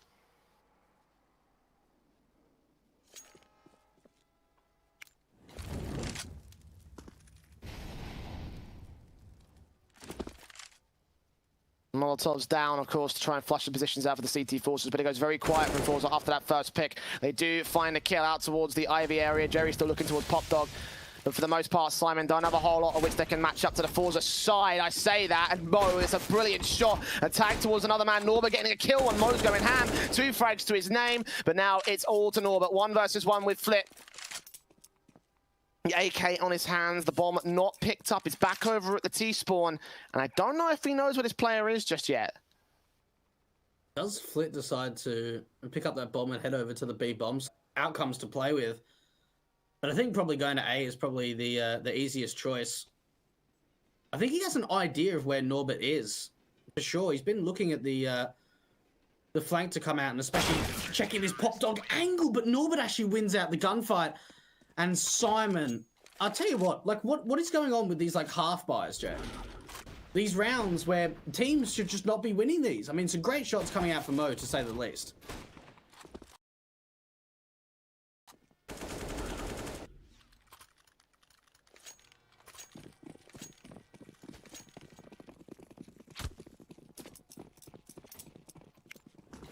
That round from Syman forces Forze back out to the force buy once again, and they have been keeping pace with these guys every step of the way. On CT side of train, so again, that's the advantage for them here. So I wonder how things will go over on the T side half, but for now, they are making easy work of this first half, and Syman still maintaining their 2-round leader, but Forze are trying to extend it to a 3. The execution coming in, and Forze proving they can win rounds like this, especially when Mo just hesitates. Down and out of the Deagle. First casualty sustained, and a second kill on the AK coming in for face crack. Out towards Connector. Flit gets a pick. Deagle up against Almaza is traded back by Nealon, but he's not bound for this world. Kios having to fall out of position. The SMG to challenge for, it's not going to happen. Oh, I just can't believe this round. This is just ridiculous. That is literally the perfect setup from Syman at the B bomb side. Nealon comes over, he re-smokes the ramp. There's 2 players to defend at B, and Mo is holding such a long-ranged angle and being blind as well. But I don't know. I really think Syman should have been able to convert that. Forza. It almost seems like they're more dominant with these buys that aren't even full gun rounds. Look at Syman back here with the pistols. I mean, watch them be able to do some damage with this round, let alone potentially get a round on the board. They pushed Ivy for info. They get forced back, though, from the T side. Oh, here we go. Here we go. It starts from here. The Deagles pick apart the T side opening frag. Flit is dead. Face crack moving in behind the red train. Jerry's struggling to make anything happen out here towards E-Box, and Keels will fall down. 2 HP, a player right around the corner for Norbert. Mo and Keels and Norbert and Nealon will finally fall. So fortunately, that's the only pick that will go the way of Syman in the early round. That's a little bit unfortunate considering the start that they had. Good kill coming out from KDO, but that's going to be it. 3 players staying alive. And Syman aren't going to have any investment really going into the next round. Maybe a very light P250, even a smoke or a flashbang, something like that. But it shouldn't be a lot if it's anything. But what I'm worried about now, Jay, is when you spoke about the statistics earlier of being, what, about that 40% of the T side for both teams? This is Forza should be taking the lead 7-6 on the T side of their opponent's map pick. The AK rushing outside here, to shut down the full eco. No force buys this time, and Almaza is able to get 2 picks on Connector, making it a 3K as Flit doubles up on the main bomb site. And Forza will finally have a lead above Syman here. Taking quite the effort to get there, though, so the rebuys coming in with the M4s and the AUG for Mo. The MAC-10 still here for Jerry to try and take apart these players on the Syman side, and that's actually a good call because, oh, never mind, it's going to upgrade to the AK. Well, it wouldn't matter anyway. All weapons will be able to get one-shot headshots against them all. I was going to say the MAC-10 could have been able to pick apart 4 of the 5 players as they are lacking in head Kevlar on Syman. But either way, it's out to the apartments and showers area and looking to make their way into the brown halls to set things up on the defaults to the T side. And just by currently seeing the current setup from Forza, I'm expecting a B play. So what they're going to do is just run out B, execute, and then leave Flit as a very late lurk to try and cut off any of the rotations and force them back into the A bomb site to be checking the angles rather than just completely rotating into B. But so far, this is a good read from Syman. There's 3 players here.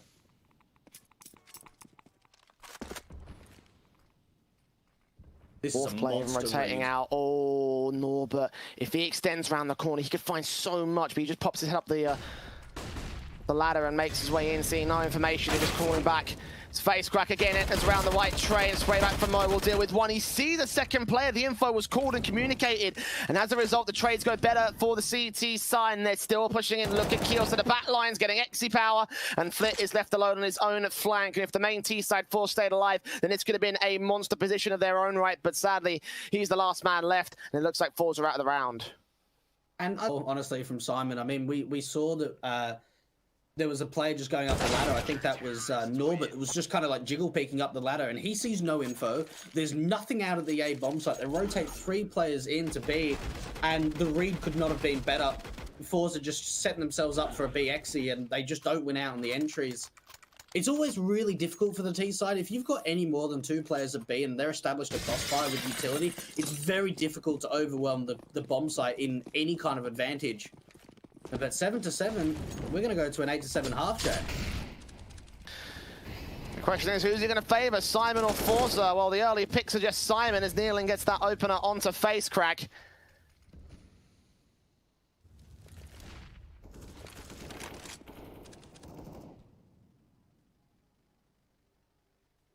And CT is up to 4 back here, out of position. AWP. Oh, he's found another player. Cherry a bit too far forward, and Mo gets himself to the dismantling Ivy. 2 players left after a Seacon. An Almas will fall, so it should be Syman claiming an 87 be enough going into the rest of the game here. I think it's been a really good first half coming out from Forze. The 7 rounds on T, especially considering it's a map they don't play very often, is a phenomenal feat. But I don't think it will be an 8th round. Exy Power, we've seen what he's been able to do in the past, but a 1 versus 4 attempt.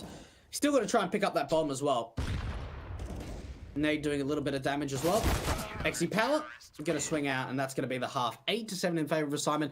Now, one thing I did mention, Jay, at the beginning of this map is I want to see kills and impact being across on a team level. That was one way that Syman would be able to take us to a 3rd. I'm looking at the scoreboard at the moment, and it seems like it's all Nealon. Like, yes, Mo and Norbert are having impact, and I suppose, yeah, you could throw KDO in there and Kios, but it's Nealon the one that's carrying at the moment.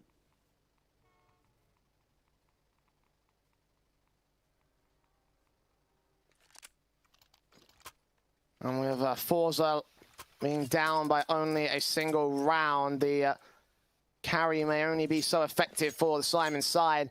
And again, going into this CT half for Forze, this is where things could turn around. I don't think the pistol round is a necessity, but it would be nice if someone can get the double digits first. The fuse out for Almazo with a smoke in for the Forze side. The Molotov in for Nealon. The Glock's in for everybody else. I think he may have had a smoke to put out as well. Yeah, on towards Ivy. Flit's got the control, and he's just going to fall back. He's got so many players to deal with, and he will take face against them all. Spot out at least 2, potentially 3, and Kios will take a kill back. 5 on 4, making his way out. The USPs making their way in with the Glocks, tapping their way on through. Face crack, tap, but unable to get any kills. Forze really struggling here in this pistol. The USP is making their way around. And into the B-site rotation, Amazon will get one. Jerry catching off Mo with the attention turned away from Connector. Norbert spotted out towards Oil, and Jerry just gets out of dodge. The bomb plant will be secured, but the backstab's coming in. So long as Jerry can continue drawing their attention, Exy Power will have a chance to strike back against him. He's making his way in towards upper. And I don't think anyone from Syman's watching this. No, they're not. Here he comes, peek up, 2 heads spotted. He misses the shot. He can't connect it onto Nealon. He just about gets the kill and ducks out of dodge as Jerry makes his way in. Exy Power gets another frag, spotting the player at Summit spot and takes his head off his shoulders. Forze, a clutch 2v3 of the retake, but Exy definitely got all the kills and a brilliant 8th to start things off. I'm sorry, what? Like, Exy Power cannot hit a single shot in the beginning, but then hits 2 massive shots like that in the end. It seems like the easy ones was a bit of difficulty. But that was a massive round from Exy Power. Jerry trying to pull as much of a distraction as possible. That 3rd shot, oh my goodness, so crispy. And we're tied up, Jay. With a bomb plant going through, we actually don't see the Force play. It's just going to be upgrades of Deagles to come out for Syman.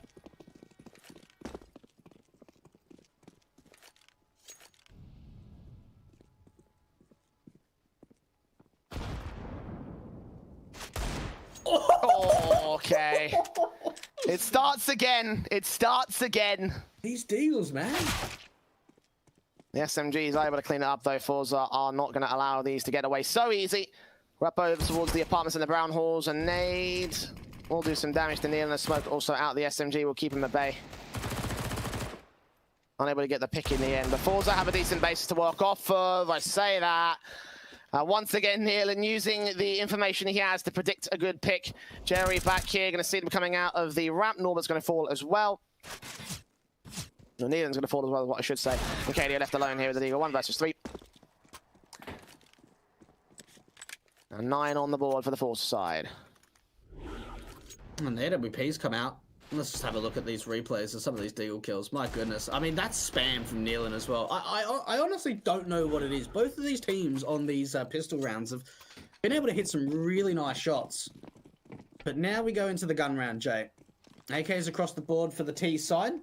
For Mars and M4s across the board. It looked like Exipal was trying to go for that wallbang, but look at the aggression coming out from Flit and Ivy. He's pushing through a Molotov and he finds 2 big kills and he spots the bomb as well. That is so much information. And that is a 2 for 1. Syman making it 3 as XC pops back over from the IP position. KDO will see 1 in the Olaf position. Now we'll have a bit of info to work with, but as his teammates fall, he'll get 1 pick out before he falls out of position. 10-8 for the Forze side, and Syman have very little money to work with. This shutdown coming out of the Ivy area. Flit doing so much with his position, with so much pressure as well, even setting up the AWP to get the final pick.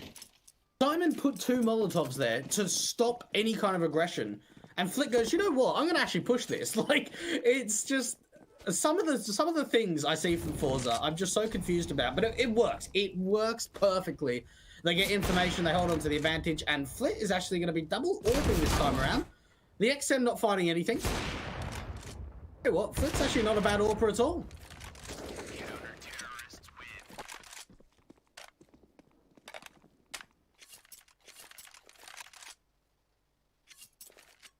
Forza so far undefeated in the second half. 4 rounds in a row. The double AWPs coming in as a result of that. The money flowing.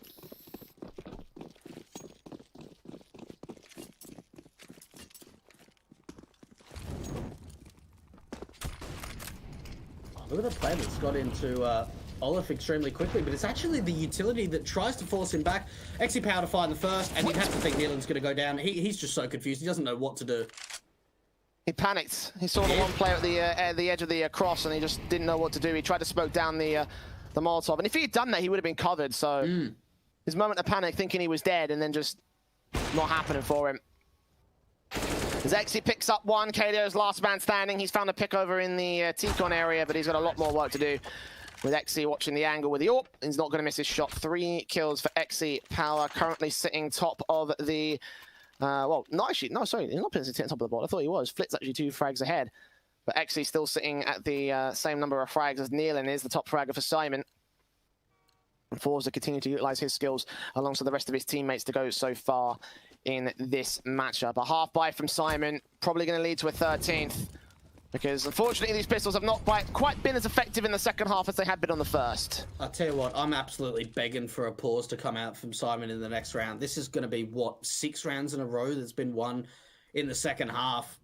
If they're able to convert this pistol round, which so far Forze have had a pretty good job of dealing with. I say that, and it's actually Nealon's Deagle to start things off, Jay.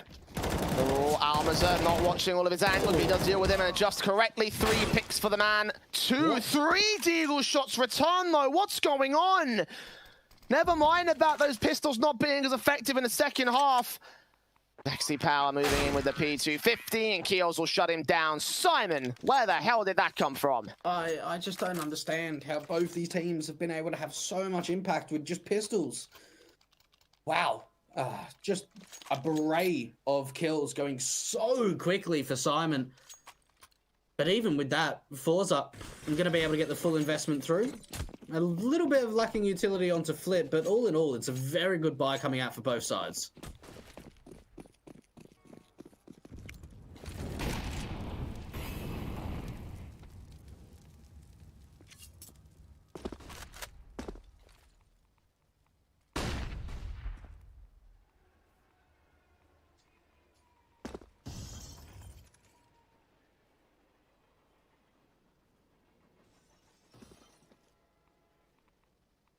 M4's in. The Forze are hoping to find something out of this buy. very carefully placed across their line here, and Almaza in particular up towards the upper position is the most aggressive player at the moment.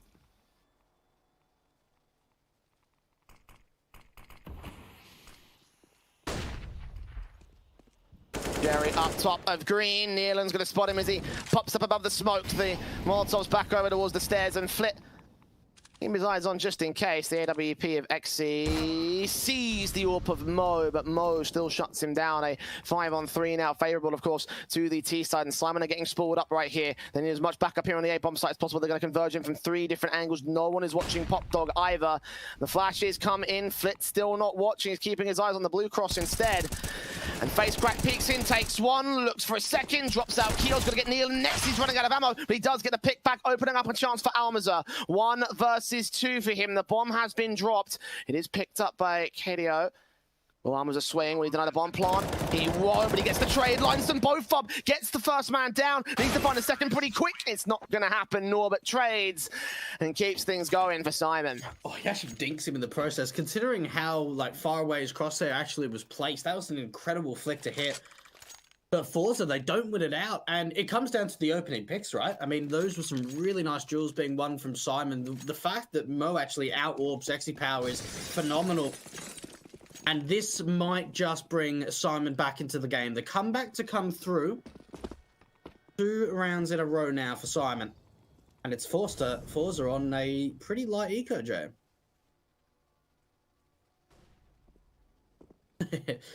But they are stacked at the A-bomb site, so I am worried.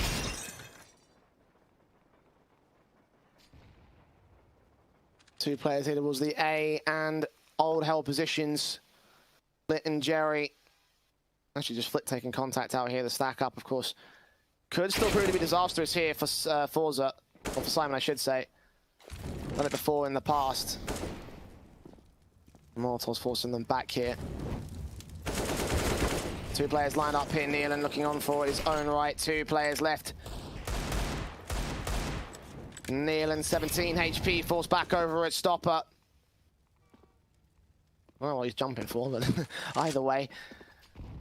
2 players alive versus the 5 of the T side, and it's looking like Syman are going to take us within 1 of the lead once again. This is going to be an eco that should lead to another decent buy for the Forze side. Face Crack will get a pick on the way back out, so right now they're just both looking for exits. Both are held down in connector as well, so what else can they find from here? It shouldn't really be too much. Mo hitting a couple of nice shots in these last few rounds, which is a great sign to see. Because being the veteran player and being able to at least take the AWP out of the hands of Exy Power could be massive going into the following gun round. Our Maze is probably going to drop an AWP over. He's definitely got enough money for it, so it should be the full investment. I would expect that the AWP is going to be brought down. Yeah, there it is.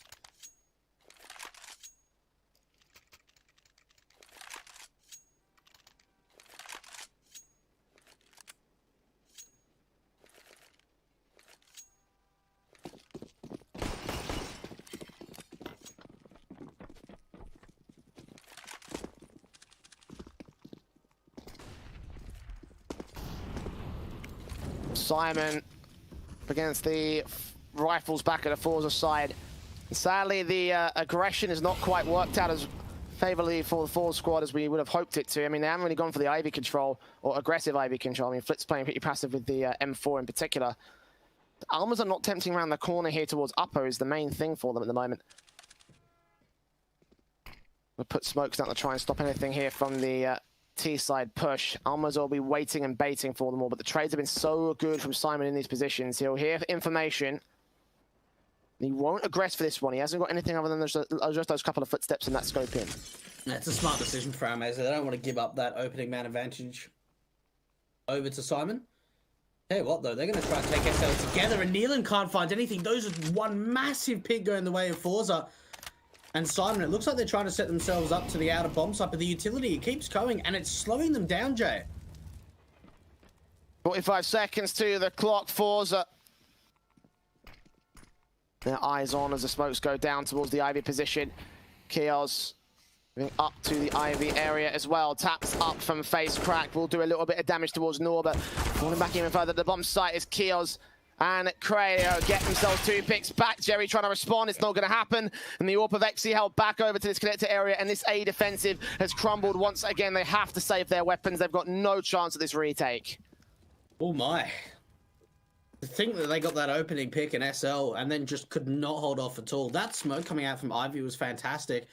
And it almost looked like for Forze, they were kind of caught off guard a little bit. Like, although they knew the execution was coming through, and for Syman, the crossfires being set are just fantastic. 12-12 we go. Okay, this is getting interesting. Certainly interesting indeed. And I tell you what, probably won't see a buy coming out in the next round. This should probably be a half buy to back up the AWP and the M4. I kind of want to see some aggression, right? I mean, we saw that one round from Flit out through Ivy where he gets 2 big kills and then XE Power finishes up with 1 as well and they hold on to a 4 and 2. But we're seeing no aggression up to Brown Halls. We're seeing no control coming out of T-Con. The only aggression of slights that we're seeing is through SL. That's it. And maybe the Heaven player, but we're really seeing a passive hold coming out from Forze in all of this second half.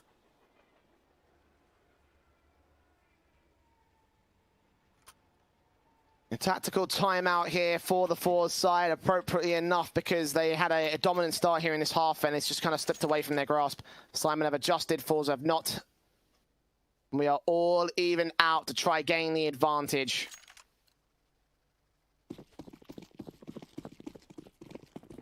It's such a weird sort of buy as well around this. Of course, the 2 weapons save the SMG for Jerry.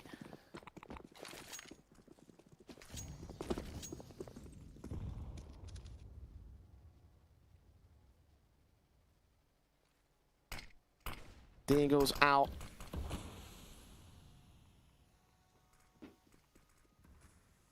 They're taking T-Con. What a round to pull it out. Here they go. XC taking KDO out for a decent shot on the AWP. It's only 1 frag found, but Syman are forced to readjust because of it. They're bringing the AWP over to B as well. This is such a good read at the moment coming out from Forze. How much more can XE Power really find, though? Oh, the utility coming out, they'll realize that it's going to be a B hit, and they've read this whole situation correctly, but Almaza couldn't connect his spray. Norbert will trade it back, or Pick comes in to a 4-on-3 scenario. The nades up, the bomb plants, and Flit will take a pick back once again on the lurker. Keo's dead, now there's only 2 left standing for Syman. SMG on the backstab, here comes Jerry, 4-1 and 2, and that's Forze just defending their lead here. Oh my goodness. And there's not even too much to work with in that round. The AWP, that is such a great change-up. Honestly, that was super impressive from Forze. We hadn't seen any kind of aggression, and it's the slow walk-in from T-Con. XE Power is able to find the opening pick, and as soon as he finds that, rather than staying on A, he goes over to B, finds another pick, and allows for the big flank to come in from Jerry up through the Heaven position through Brown Halls. And Forze, I mean, that is such a big round to win. 3 AKs on the CT side as well.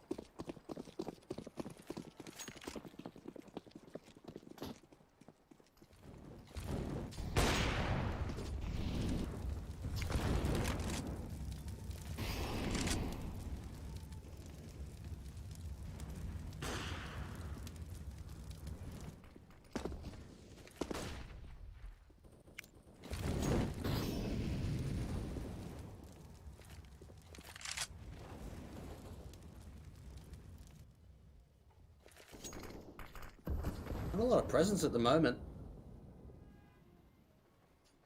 At the moment, the bomb making its way, by the looks of things, over to the Brown Hall's presence. Now, this time around, Jay, they've kept 4 players at A for quite some time.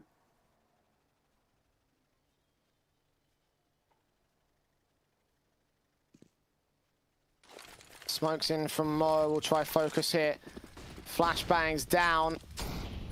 A nice little gap for that AWP to work with to try and cut off the connector presence, but Syman will lose that pick against Almaza. Not watching upper, watching bomb site, and now he's got to fall away because there's too much pressure. He'll still repeat with low HP, and that will cost him as Mo gets face cracked next. The T side have adjusted against them so well, and the execution has gone swimmingly for Syman. There is a couple of trade picks and potential for Forze. As long as they don't start to wide face and get aggressive, that nade on Norber is going to land nice. So they've got a 3v3 now that they can still utilize. A backstab is coming in from Keels, though. Someone's better adjust for this. Jerry gets one pick back. He should get traded. Keels takes him down there on the bomb site now. Tapping it once. Need to find out where Nealon is. Looking upper, checking out the ramp position. They do get forced off for the moment, and Keels will turn around for XC, so Jerry's got to escape. And Syman have won this round. Oh. Wow. That's incredible. Like, that round is honestly won by Chaos. But it comes down to the teammates, right? Like, they get that bomb down at the B bomb site. They allow, at least for the CTs, to take so long to get that retake through. The Chaos can just come through Con and just completely lock out Forza. The double orbs come out. This is a risky one to play with because they're going to have no money to work with now.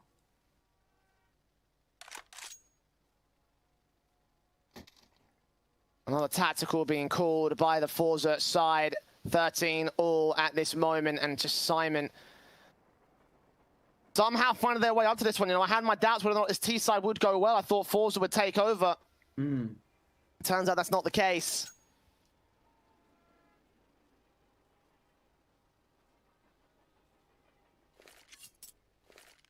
It's not been easy by any counts. I mean, what, we saw the first 5 rounds of the second half going to Forza, but other than that, it's just been utter domination coming out from Syman. They've been able to string together quite a few rounds now. And Forza, it seems like they're just holding on. The momentum is no longer in their power. They need to try find some sort of way back in, though. They're slowed down quite a lot towards the tail end of this match, and that could be enough for Syman to turn us to a third map here. Nades up towards Cross. Norber gets a kill. Good flick back from XE. Turns to 4 on 4. Shots coming in from Flit as well. Don't quite land through those smokes. Good effort to try and aim towards them and predict it, but it's not going to work out for him. And Jerry getting overly aggressive, giving up his life back to the Syman side. A favorable man advantage for the T's.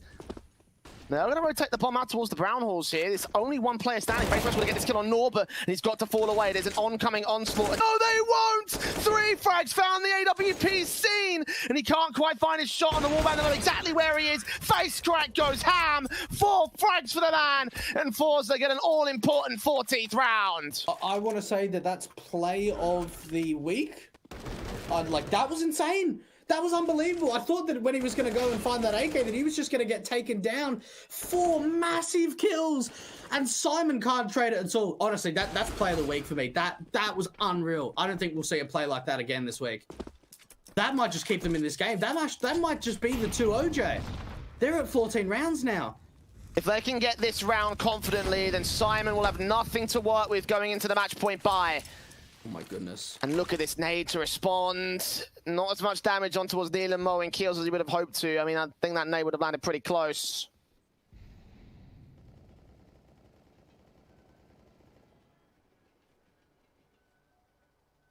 Minute and 20 to go. Face crack.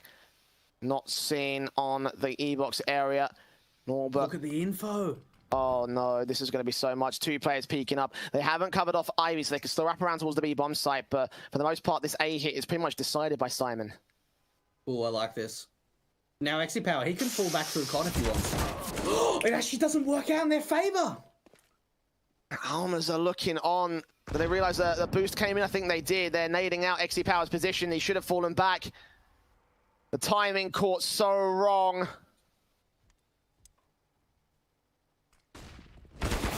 40 seconds, Kios gets a pick back on towards Flit. Jerry gets 1, face crack responds to it, 3 on 2, however, still favourable to Syman. They've got to wrap around. The bomb is in the hands of the AWP player. He's going to try and focus fire on them, but they peek towards him as they know exactly where he is.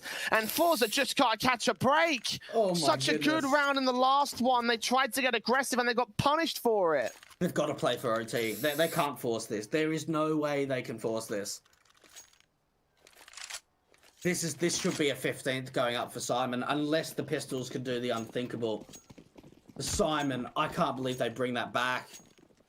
What looked to be just the godlike information play of Forza up through the Brown Hall's position, and Syman, they catch off Almeza.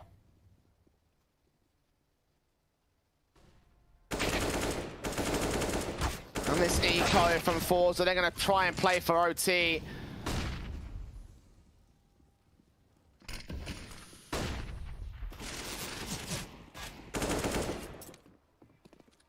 have got a pick on the initial start of things here. It's a 4-on-4 scenario, and Syman are going to split their way into the B-bomb site. Going to try to establish themselves. Mo caught up for the AWP, not quite taken out by the AK-47. What was that?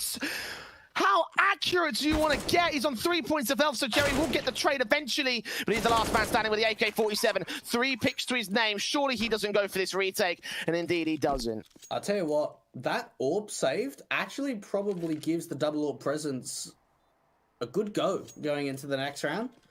Maxi Powers certainly would have had enough money, but I'm just trying to think of how much impact this AWP actually brings going into the next round. There's no way he gets taken down.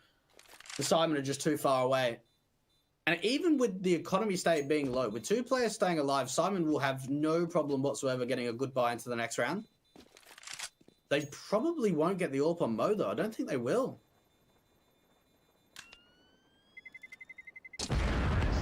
Because it will mean that Chaos will have to go glass cannon. Actually, no, Nealon could drop one. And he does.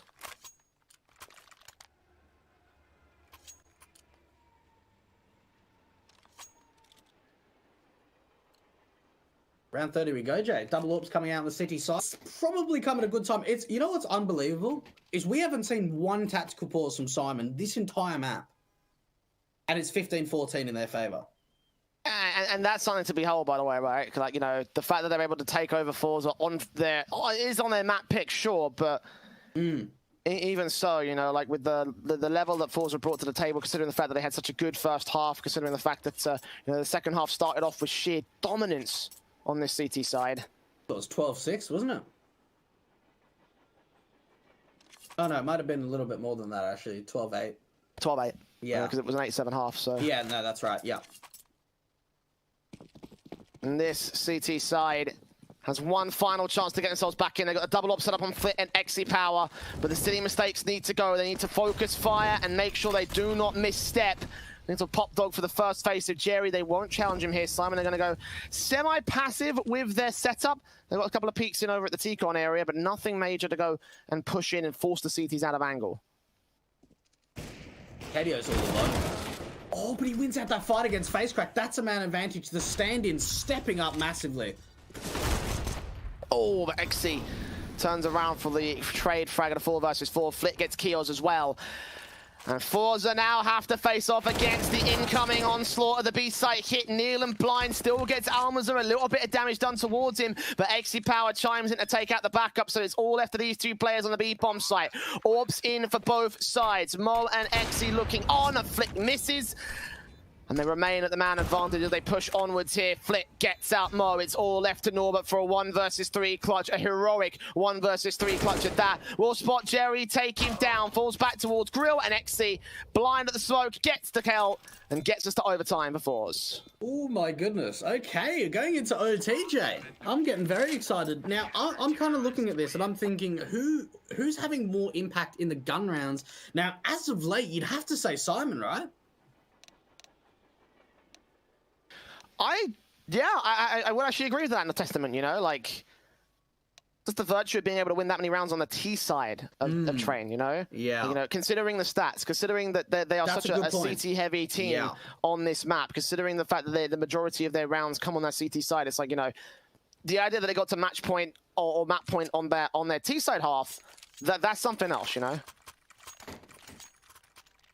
And to think they've done this with a stand-in, just imagine whether they don't have a stand-in going into this game. 15-15, and it's not the double AWP presence. 16k MR3, they opt against it for Forza. They're happy with XC's sort of positioning here and going in with this single AWP. I mean, his competence with the single AWP setup has just been so effective on both the maps so far in all the halves. There's going to be Jerry to take that first contact out here. Look at Mo, he's ready for this. Jump up face, did he see anything? He spots the info on the first man, continues his spray, trying to get out of dodge here. And all the bullets landing so close towards Flick. He does burn alive in the end. Nealon trading the frag back. Jerry is low. It's a good start for Syman, but still at evens. I'll tell you what, they may have stayed around for a little bit too long, in all honesty, on the city side. They should have got that first kill and fallen right back. There was no need to kind of stay around and keep firing. FaceCrack is super aggressive. I think he wants to try and get a flashbang into T-Con, and it's perfect. He finds the opening pick, and that's a man advantage. 4 on 3, Molotov down, and he's going to fall back. 2 players found, Mo and Neil, and the last 2 standing for Syman. The smoke up from Mo, going to try and see if he can keep Pop Dog suppressed. Neil just tapping his way onwards here, but be careful of where he faces because that bomb is on his back. But for Syman at the moment, that might be the least of their worries. They're making noise, rotating back towards the apartments. 30 seconds. They will need to go in for the hit in a moment's time because they are running out of time. Nealon will drop in towards Pop Dog. He's pretty much decently covered, but he's got to push through this smoke and get into a hit position. He will walk into the bomb site. FaceCrack is ready for it. And all that's left is Mo. 1 versus 4. This will be Forze kicking things off in overtime, getting their lead back away from Syman. The AWP, he doesn't know. What? Mo's actually turned this. He runs out of time. I was even so impressed that he's able to get the 2 kills, picks up the AWP as well. Now, one thing that I noticed in that round was actually really smart from FaceCrack. So Mo actually throws a smoke from T-Spawn that blocks off Pop Dog. Now, a lot of the time, CT might see that as if like they're trying to block off a position where a City member might be aggressive. So a lot of the time you wouldn't expect a T side to push through their own smoke in that kind of a situation. But FaceCrack has still got the read that, you know what, there's still an opportunity. And that's a big kill onto Nealon. And in the end, it's really what won them the round. The double orb's back in play for Forze this time. But it's Mo to take his orb that was saved and drop XC for his trouble. Syman have the advantage. Nealon, where did he get that kill? Out of Pop Dog? Is that out T-Con? Okay. It's a 5 versus 3 with the hit coming in. Alma's going to have to be the main man of the defensive. He lines up 2, only gets 1. Norbert's there to trade it on the upper position. And only 1 casualty sustained by the T side, so Forze knocked right back out. Syman looked to equalize. I'm just trying to think, for both these teams, right, they need to get 2 rounds on CT. Honestly, if Syman can get 2 rounds on T, I reckon they win this OT. 16-16 we go. And because it's MR3 16k, always a potential of getting the double orb presence out in the next round. Good shots coming out from Flynn in the end. But he can't find any more than that. I tell you what, a couple of nice shots coming out from Mo as well. He's the last, like, I would say from the second half onwards, he stepped up massively.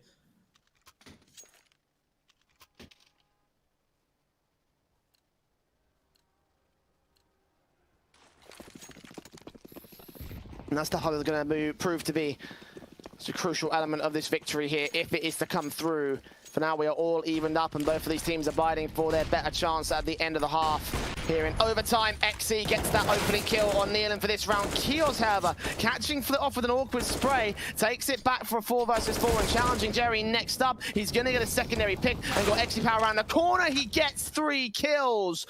Almaza can respond with an M4 pick, but it's a 3-on-2 scenario favorable to the T side. Almaza gets it back to evens once again and gets bomb control in the brown halls. The CTs are set up perfectly for this. I can't believe Chaos gets 3 insane kills, and they've dropped the bomb in brown halls. And it just comes down to timing, right? Because it is going to take so long for Syman to even get back into a position of trying to recover this bomb. Bit of utility as well from FaceCrack. Norbert, is he just going to push through this smoke? What? No sound cue, nothing. And that's probably round over right there. Forza should be able to take the first half of this OT unless Kios does something amazing. No footstep out against Almaza. He still flicks to the headshot. But now he needs to challenge FaceCrack in a 1 versus 1. This is the ace for Kios, if he can find this next frag. But he has no idea where FaceCrack will be playing from. He's hoping he gets aggressive, and he may just get his wish. 2 flashbangs and a smoke right here. If he could just get those around the corner, smoke up the bomb, pick it back up. This is smoke the stairs. Smoke the stairs right now, and you've got the bomb control. He'll face against FaceCrack, knows where he is, and FaceCrack will punish him for it.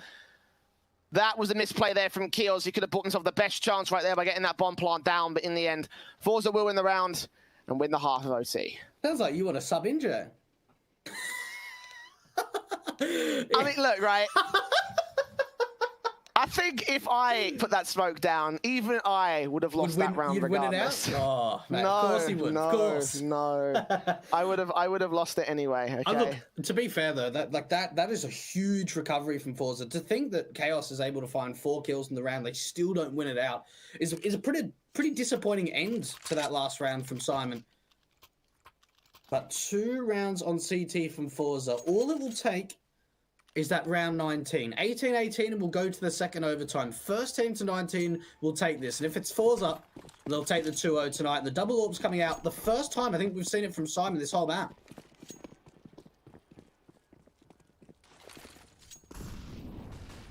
Double orbs coming in immediately for Mo and Kios here. Not wasting any expense for Syman. Of course, they know that they've got plenty of cash. So let's see if these warps can do their damage. Mo is here towards ramp. Kios is playing out towards Ivy, and that's exactly, ramp is exactly where the players may be coming from. The Brown Hall's position from the Forza side. Now he's up against Jerry and Flip. No flashes over or peek, not even going to be received. Mojo's going to smoke it out and just stall for time. Still plenty of time on the clock though, still going to go in early. Almas are taking the fight against the orb, but he does not land the shot. KDO's still up here towards upper, and he gets a pick back. Looks him at a second, a flit, and he lands it as well. Molotov trying to force him back. Jerry gets that trade to a 4-on-3, but it's still an advantage for the CT side. And they've got no lurk play at all. This is just going to have to be a full commitment for the T side. Post-plan 3 versus 4, and it's down to Exy Power. What can he find with this AWP? Needs to hit some good shots. Molotov burning close, but he takes no damage. Checking out upper, checking out the cross, and Kios lands it onto the orb. Norbert gets one more. Almaza is all that remains. A 1-on-4 now, and it's not going to happen. Norbert with 2 frags, and Syman will equalize against Forze once again. What a hold coming out of that B bomb site, right? I mean, it looked a little bit scary that Mo actually forced back, but the stand-in, KDO having such a big round. He gets 2 big kills, and not even the fact that he takes 2 members down, but the fact that he denies the presence of that bomb from going down. He waits out time, and it allows the rotates from his teammates to come out through connector and old bomb. 17-17, we're tied up. And they don't run the double AWP again.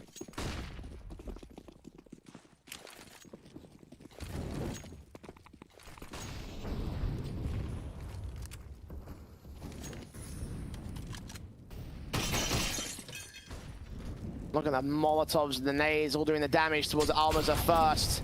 Out of T-Con, he's dead. And Nealon knows there's another player right around that corner. The Molotov will force face crack back.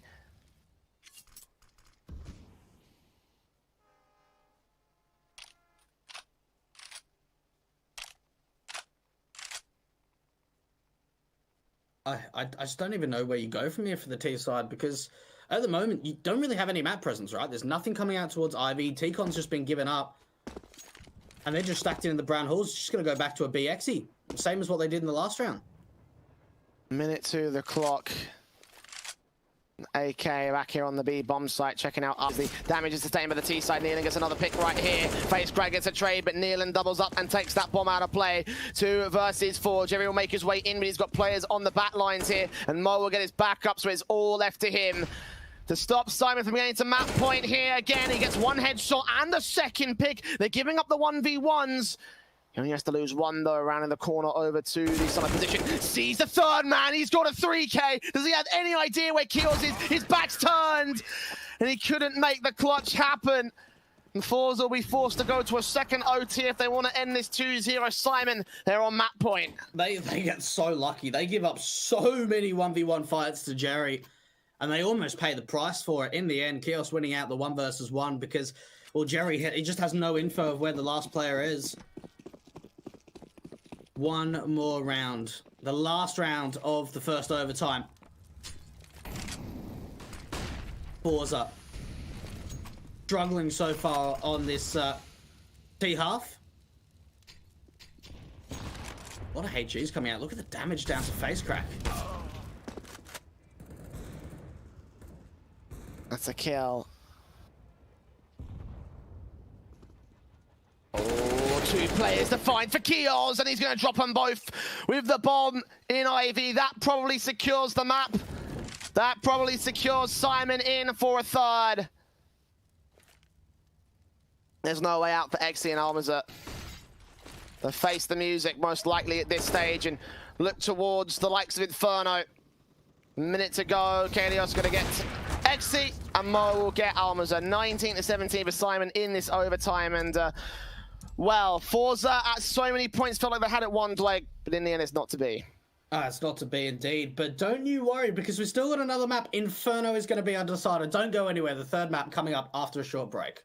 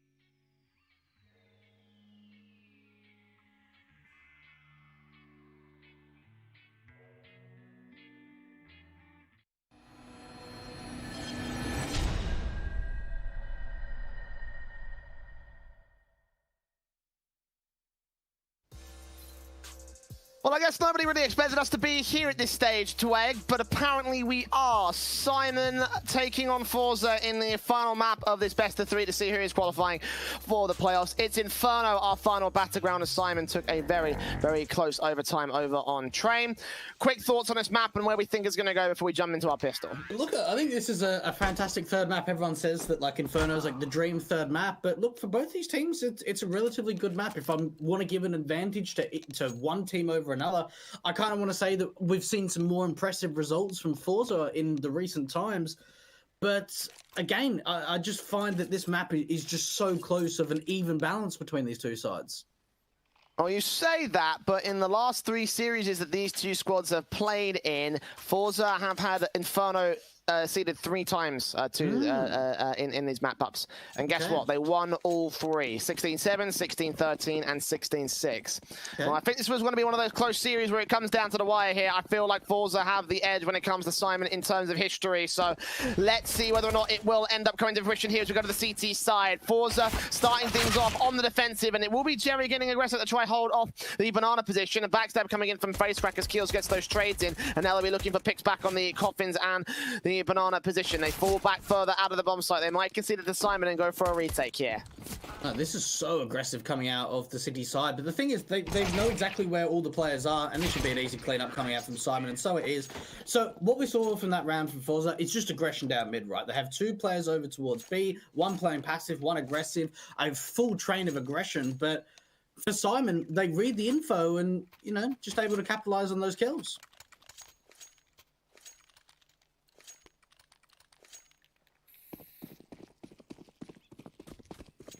And Deagle's in with a scout out for Exy Power.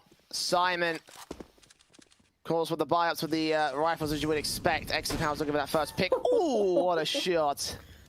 Syman may get the pistol, but Forze are not going to let the conversion round go so easy. Force is back in, and of course, the cannons to the heads will take out the opening frag. I mean, look, in terms of map control at the moment, Syman have been able to at least establish quite a fair bit towards top of banana, but the problem here is for Forze, there is 3 players, and there's the scout of Exy Power, but he does go down to the HE, so good utility usage coming out for the T side.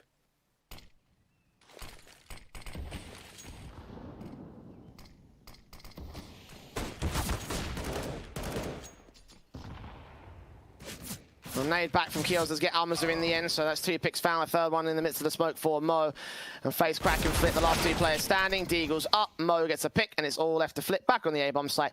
So this one will be a second round converted over by the Syman Gaming side.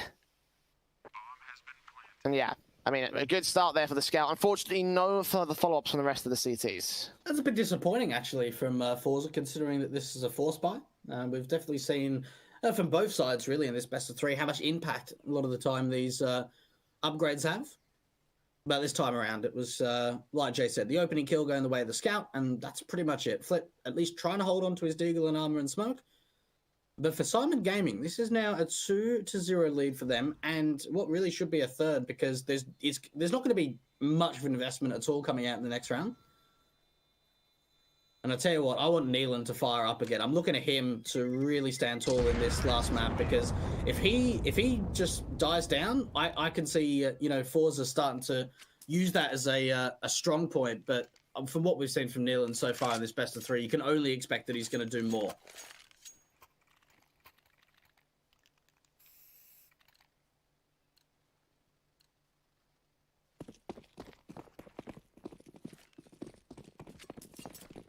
P250s on the eco for this one. So again, Forze are going to try and get some firepower out for the sake of this next eco round.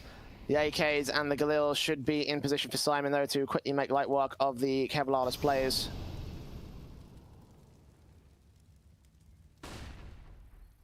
Was the UMP for Keels as well to get any sort of amount of you know, money flowing for this T-side economy. For now, it is just banana control, very passive setup here from the Syman side, expecting Forze to try go for a stack, and lo and behold, that's exactly what they're doing here on B. And Syman, I mean, we have only seen them before on this map against Contact. If any of the players or any of the viewers don't remember how that went, it was 16-14 for Syman Gaming. And so far, the utility's been pretty good as they blinded a lot of the team-sided players, but only a single kill be found. Neelan going to be able to clean up a couple. And one thing that we especially remember on the T side, at least, of that best of one, Jay, was how much control came out towards top banana pretty much every round.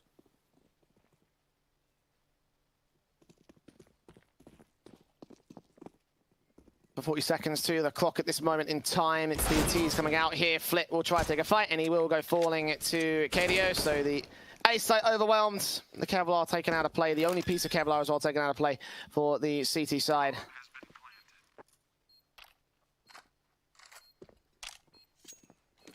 And the UMP saved by Jerry, at least something to go in for the next round with, but Forze will be up for the bite anyway, so Syman making light work of their third, and Forze will be back up to the rifles for the CT side.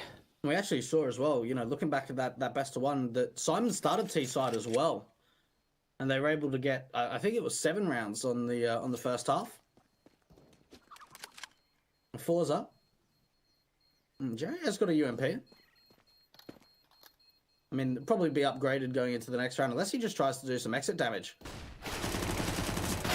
Oh my goodness, they're going to go down to the bomb. He gets 2 kills. That is so big. That's money taken out of the hands of Syman with a $600 kill as well. That boosts the economy basis by a little bit. Warp and the M4 here for XC and a Facecrack. A further M4 here for Almaza. 2 more M4s in for Jerry and Flit. Only 1 silenced. Because the AK is out for the entire Syman side. Can't afford that orb. Well, actually, Mo could have afforded it, but he's going to save the Galil and keep it in as a value weapon. XE may punish him for that much here. I mean, the economy is a little bit lopsided for Syman, but I think they'll still be able to force a buy in the next round if they lose this one. But once again, the defaults are pretty slow and carefully considered by the T-side, which I actually kind of appreciate this from the Syman squad. And so far, Forze haven't really got any information, right? Oh, I like this from Chaos. If he just walks, he should certainly be able to catch off Jerry. If he gets 1 kill, they'll have to commit to this B bomb site. I mean, they don't have the bomb at the moment, but it comes off the fact of information and what entry kills they find. That's the first kill for Chaos. Jerry's going to probably fall as well. There's only 1 more member to the B bomb site. As soon as Jerry goes down, it's got to be a safe call of the A players, right? Spray in for 2, coming in for Jerry. Nealon gets a pick back to 3 versus 3. Forze have turned it around, but Syman chime right back in. They think it might be B, a kill coming in towards A, and the T's are rotating to where the CTs are not. Facecrack will push forward. Might catch Nealon. No, he's got him down. XE left alone to save the AWP because Syman have forced a 4th.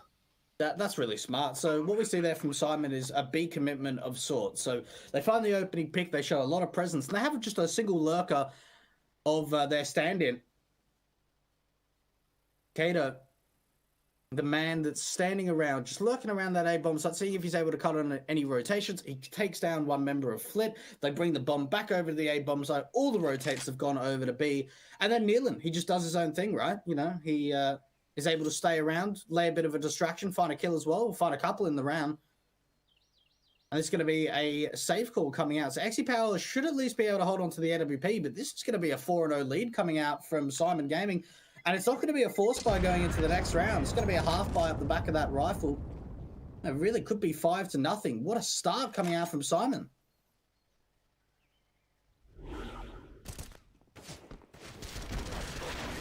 That big lineup there for Jerry could have turned things around if they hadn't had that 3rd player up on top of the first stack. If he had any more backup as well, then that could have been better for Forze, but Syman outplaying them as well as outfiring them.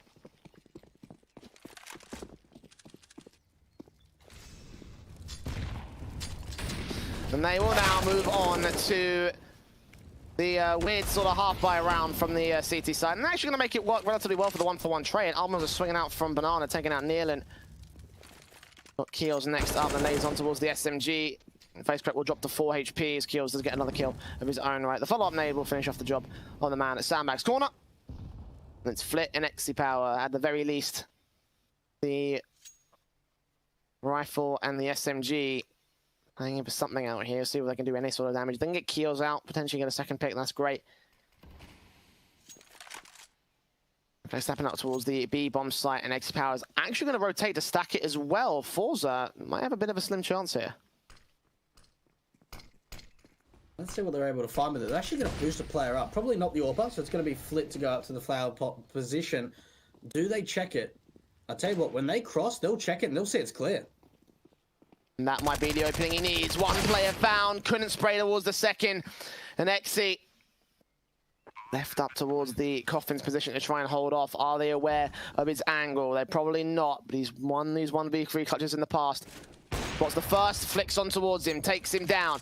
We position him back, the nade, all doing a little bit of damage to the man, but not much in the grand scale of things. He's got to find these other two players next up. Norbert on cross. Flashes over, smoke's gonna clear. And in the end, it's not enough for XC power. Norbert spots him first. And Syman start things off 5-0 on T side. Things are looking great. Things are looking really, really good.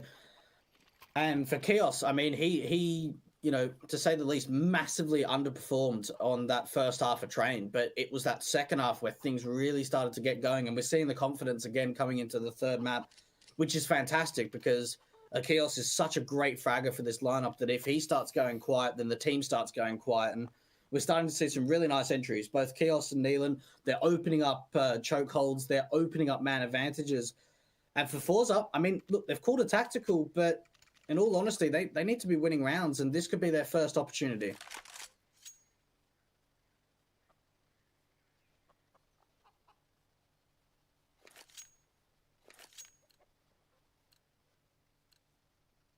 The AWPs in, of course, for both sides. Mo and XC, M4s out, and AKs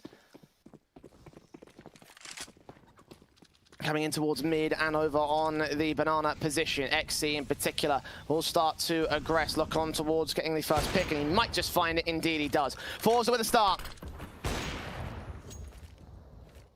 They can work with that. They're going to boost a player up. They're going to rotate 4 players up to the A bomb site. It's just a good read at the moment coming out from Forze. And for Syman, none of them are in position, right, to fall back off to B. It looks like it's just going to commit into the A bomb site. Going to be an apps pop.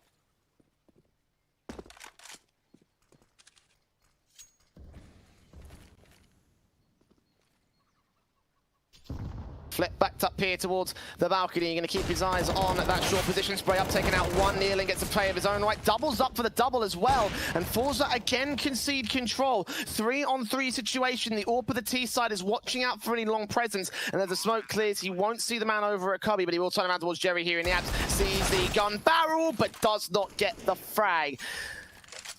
There's 2 AKs left for KDO and Neelan here to hold off against the incoming short player. Just smoke down towards Pit, but Neelan's already made his way up towards the aggressive position. And KDO turns on towards Almaza. XC gets Neelan. KDO to a 1 versus 1 against the AWP, the AK, dealing with positions at short range. The flash in does not catch XC. The cross is locked, but it's not fired upon. Low HP, and KDO gets 3 for a 6th for Syman. Oh, the stand-in! Damn, that... Okay, look, that is one of the biggest clutches that KDO has had today.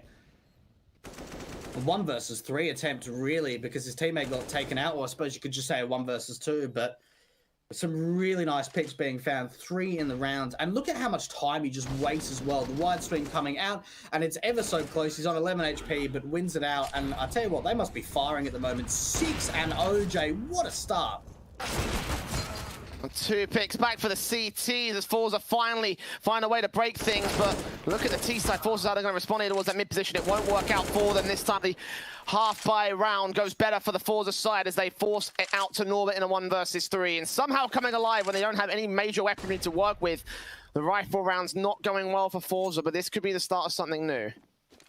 Ooh, and I don't think Norbert spotted out face crack, but face crack certainly did. Yeah, easy kill. Wow, and just when we talk about the 6-0 lead, it's the weird half buy that actually is the one that trumps up.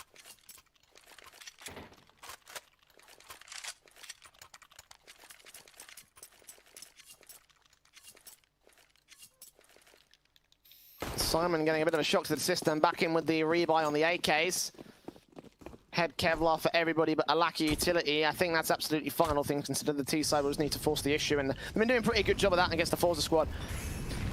The AWP lacking for them is the main concern for me. XC's got his one trained off towards that mid position as standard, very passive in mid, and the nades up towards Banana is enough to do with the damage to Kios. Jerry reads his position, he knows he's pushed up so close. Further covering fire will get him down towards the woodstack corner, checking out Covey. And no one will be seen with the T side. Instead, they've rotated back towards A, and they're going to try and play for an offensive. And look, this is the opportunity now, right, that Forza start to take control of the map. And they've got that opening man advantage.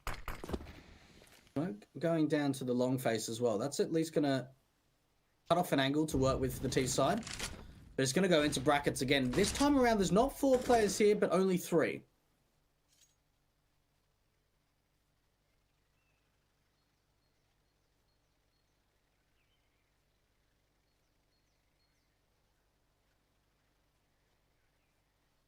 Almost back up here towards the broken wall, looking for the first pick. He might line up 3. He's got Jerry to back him up as well, but Mo will deal with both of them. 7 HP for the man.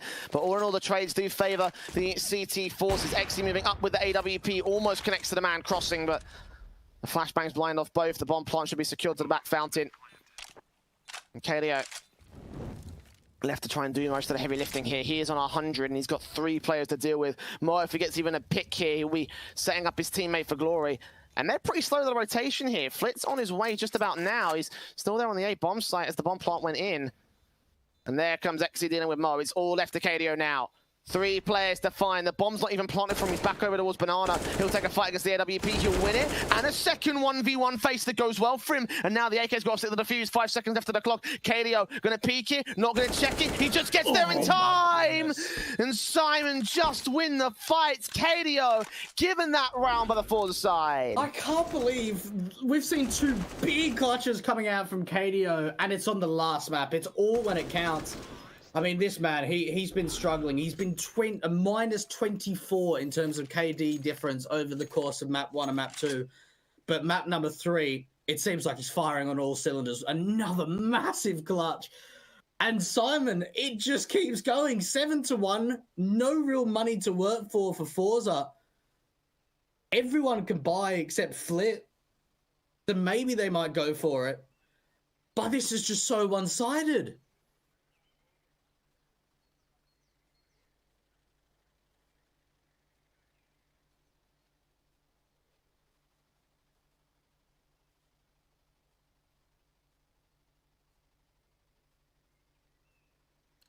Seven one.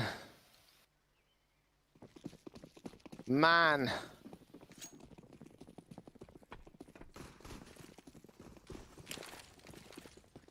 And you can see it being 8-1 as well, even with the double orbs coming out. Things just look so good at the moment for Syman. I mean, he talked a little bit in the pre-game about how anti-stratting will come into effect here. A great shot at Armobs, by the way. You talk about how anti-stratting will come into effect here because these teams have so much history behind them, but like... I wasn't expecting them to anti-strat so hard as to actually be this good on Inferno, right? I thought it would be a close map at the worst case for Syman. But this is something else here in the first half on the T side. It's an opening kill being found, this time by Forze with it. Almas is watching out for anymore. He's backed up by Jerry as they set themselves around the corner here for the B site hit. Is he going to push forward the smoke? He will. The flashbang will keep him blind. That baits in the shot. They now know where one of the AWPers are. There is another one sitting around on the A site, and Syman closely and carefully creep up towards B. The flashes go over and they now storm their way in. Jerry gets one pick blind as anything. The AWP doesn't connect. It's going to be very, very big for KDO, but he doesn't quite find it. The boost up, Norbert gets a pick back on Jerry, but there's still 2 players there for the T side on the retake. Norbert with the AWP can't really find anything with it, and it's down to Nealon, a man that we've seen be able to clutch before, the in-game leader of Syman. At just 19 years old, is he able to pull off the 1 versus 4? It's not going to come through. Finally, Forza are able to convert a round, and I tell you what, only 1 player going down. That's a convincing one, to say the least. That's one of the more convincing ones that we've had so far in this half. Like, you know, they've been needing some more rounds like this so far for the Forza squad. 2 to the board. Unfortunately, with the damage coming in the last couple of rounds, Syman will be forced back to pistols on the force buy, so Forza should be able to make up a little bit of ground between them and the opposition. That is assuming that the Eagles and the Tech-9 don't go absolutely massive like they have done in the past. You know, more rounds like that for Forza, I believe, is what they really need. You know, the Syman side have most certainly had a better half, all things considered, you know. Let's see how much they find with these pistols. We've seen how much damage they've been done before. Flit, he doesn't even find anything. Facecrack at least trying to chime into the action, but you have to think they're going to start to swarm this A bomb site. Wraparound's coming in. Jerry's a little bit late to catch off the long players, but it's okay because X's got the AWP locked out towards long. A good kill from Kios comes up with the AWP kill, the AK kill, excuse me. The AWP flicks back, lands a tag towards Norbert or towards Neil, and he pushed the bomb in towards Shaw, not going for the plant at all when the AWP of XC goes ham with 3 picks, and the A site is locked onto. Even though it felt like Syman were going to overwhelm Forze for a moment, they do hold on. Oh my. That was a very close round indeed of being able to convert. I mean, honestly, if they take down Power in the pit, they probably get a free bomb plant on the site. And it just comes down to a few individual plays from Forza to win out that round. But damage is done at least. And they're staying with the double AWP setup. And I tell you what, I don't mind it. We've seen Amazer get a couple of nice picks over around the banana or the top banana area. And if it's working, because there's not a lot of things that are working at the moment, they might as well keep with it.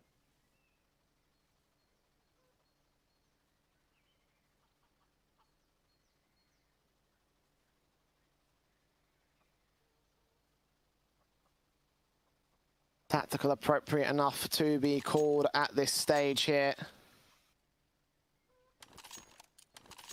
Forza again, they get themselves started in that respect, but the fact that they were so pressured by those eco pistols or Force Sport pistols, can't afford to let rounds get that close again.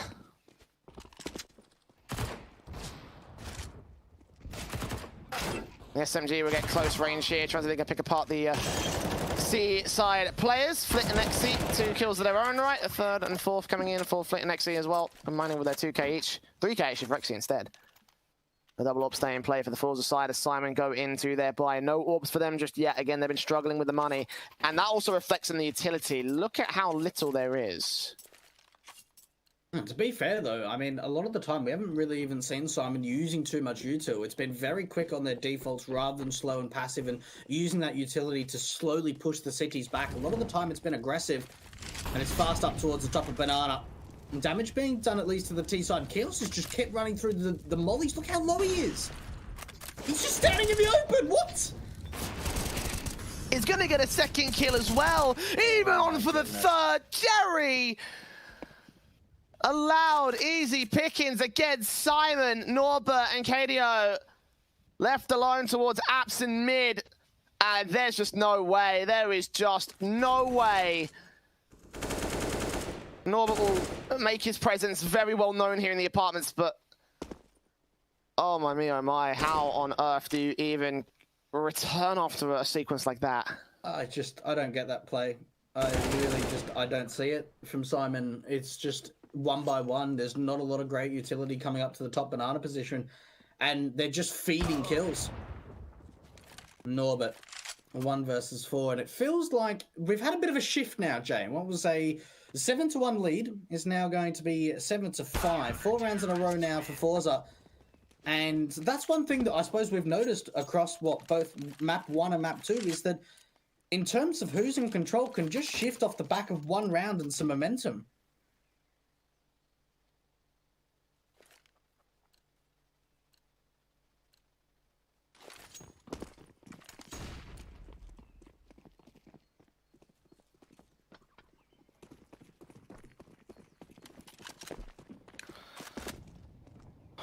Man, Tech9's, Deagles, Syman.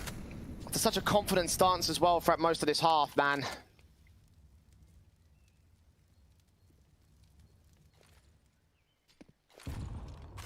And honestly, I'm looking at these eco rounds and I'm thinking they're doing nowhere near as much damage as they did on train. Why did I say that? Like, what am I even talking about? They just do that. Okay. They just find 3 drive-by kills out to the A bomb site. Like, this is just so stupid. Like, I can't understand how they just find kills so easily with ecos. We've seen it in map 1 and map 2. Not so much so far in map 3. And then all of a sudden I say it and they just drive by A. Okay. I should just... I love how quickly you just got shut down by Syman there. That was fantastic. I really did. I really did. That was... I mean, I feel for the players, honestly, at Forza. I feel as that they've you know, brought this back. They're doing gun round after gun round, and then they just get drived by Deagle. 2 players will stay in play for Forza. It's not too much of a worry here. They've got another buyback in the next round. They've got plenty of money. I think they're actually going to be able to afford buys for every round going into the end of the half. I think round 15 might be... No, they should be fine. They should be fine. And for Forze, it's all building towards that T side, a side that has actually historically been more favourable for them here on this map. So any close scorelines could be an opportunity to return it here.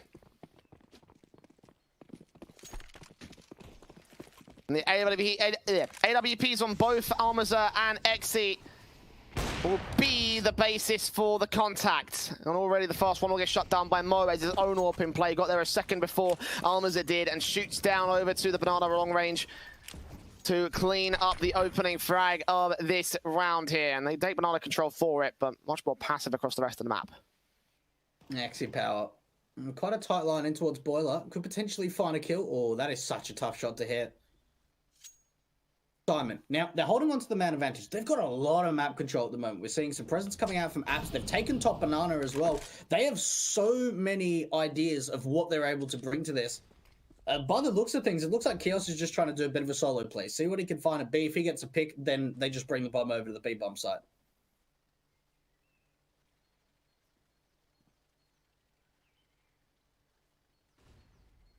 A 5-on-4 situation for Syman.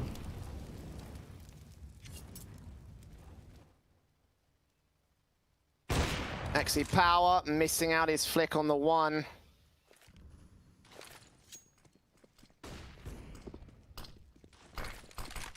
Here come the flashbangs over from Exi. Norbert looking inwards here. Flick on, can't connect the shot towards the man. I mean, he's doing some damage, but he can't quite get the kill finished off. 25 seconds, and as Syman make their way in, they are heavily tagged up, but still sitting on the man advantage. FaZeCrack's taking damage, and will fight Keel's taken out towards long of the 4 versus 4. The Molotovs will keep them suppressed into the corner. Exi suspects there's one in Graveyard, and indeed there is. Norbert does take him down, but he's solo HP. Kneeling on the bomb plant, and he baits out Flick to peek in. He hasn't done enough. They get deeper into the site and plant it open, so FaZeCrack just can't seem to get the shot that he needs. It'll be a 4-on-1 for Jerry, and Syman have forced the issue back on Forze. And I'll tell you what's really scary for me, right, is I'm looking at these T and CT percentages. For Syman, their win percentage on at least halves on this map is 49% for T side, and they're currently 9 rounds up on T. I mean, this has been a phenomenal first half for them, and they might even be able to take the AK down of Jerry. That could be big to not bring that into the next round. I mean, at least Forza will definitely get a buy into the next round. There's no doubt about it. But Syman, they've just looked so dominant in this first half. Yes, we have seen Forza allow a slight comeback to come through, but when you take the whole half in consideration, Syman had just been all over them.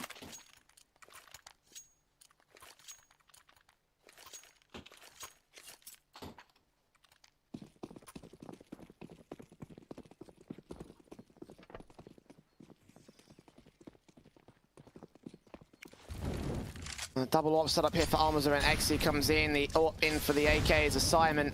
The nade down onto Keels as well. Forze are starting things off on the right foot when it comes to the damage. Look at Jerry. He's about to round the corner again. Keels, step out, flashes in. He actually drive-by gets one. And the AWP of Almaza starts striking back. 2 kills to his name. And one more pick coming in from the AWP in middle. And that's a 2-on-4 scenario favourable to Forza. Just some nice gunfights really coming out from Forza. Good crossfire being established with each other at the top of the Banana position. KDO and Mo. This is certainly going to be a tough one to try and bring back in their favour. They need to work together. They can't play individual. They need to try and crossfire, synchronise with each other. Now, at least, if they get a smoke down to the CT position, it's going to force Almaza to be alone on the site unless FaZeCrack push through the smoke.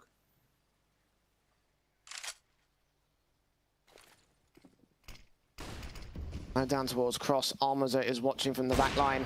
Good kill onto KDO. Molotov's coming in as FaZeCrack pops out. Mo will get the pick back. 1 player left standing, and he will fall to the end of the half. So Forza will get a 6th round at the end of their CT side. Not too terrible considering they had a 6-round start for the Syman squad. So Forza definitely did recover, I want to say, in this half. No, there's no doubt about it. The recovery was there, but I just don't know if it's enough to get 6 rounds on CT. And to think, honestly, when I'm thinking about the rounds that they won, how much impact it had with that double AWP setup, you can't run that on T. I mean, you could try it. but it's not going to be the same effectiveness. And let's see what happens with the pistol round. An opportunity if Forze win it out to at least try and close the gap and really claw their way back into this game. Bit of utility up for Neelan. Kit as well for Chaos. And Forze have a little bit of utility onto Jerry as well. A heavy stack over at the A bomb site. We've seen this pistol strat come out pretty much all the pistol rounds on Inferno today.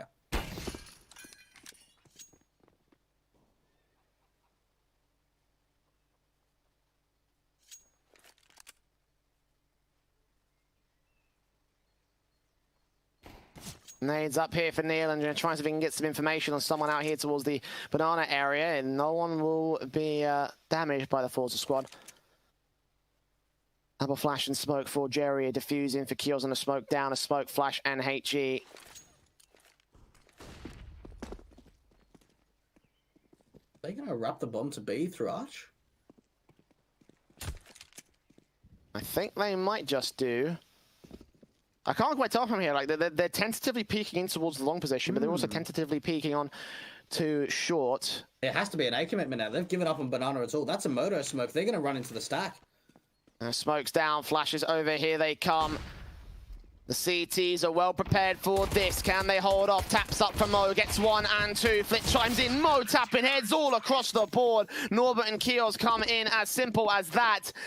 And that will be 10 to the board of Syman. Double digits sustained by the CT side, and that's not a good start in the second half of Forza. And honestly, that's unfortunate, right? Forza don't really get any info at B. They don't really get any info over at the A bomb site either. And they set themselves up for an execution. Moto smoke goes down, flash as well, but they can't connect on any of the openings. And there is a stack there on the A bomb site. Syman with the gamble stack winning out.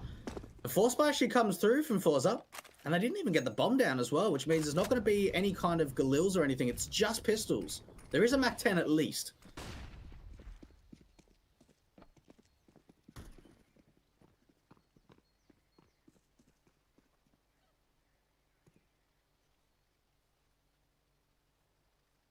This MAC-10 won't be able to do much damage, unfortunately. The head Kevlar is on for several of the CT players at the moment. And Syman, you waiting and baiting. MAC-10's move up, KDO and Neelan fall back here. The smoke's coming up towards the long position, and Neelan ready and waiting with the SMG. Mops up 1 and 2. Actually, Mo gets 2. But either way, it's a clean-up against the Forza side. 2 players left standing. And not a single lick of damage done to Syman as of right now. Might follow through on Jerry. He does take down Neelan at least, but no more than that, it seems. This is getting pretty scary for me now. This is getting very scary because this is now an 11th round for Syman, and they force bought that. So this really should be a 12th. And I'll tell you what, Jay, I mean, going into this best of 3, knowing the facts, right? Knowing of the position that Forza are in, the results that we've seen from them recently, and a stand-in for Syman. And to think going to a third map, Syman are going to be up at least what they should be at a 12-6 scoreline on a map where Forza have just not really had a chokehold of getting control of the situation at all.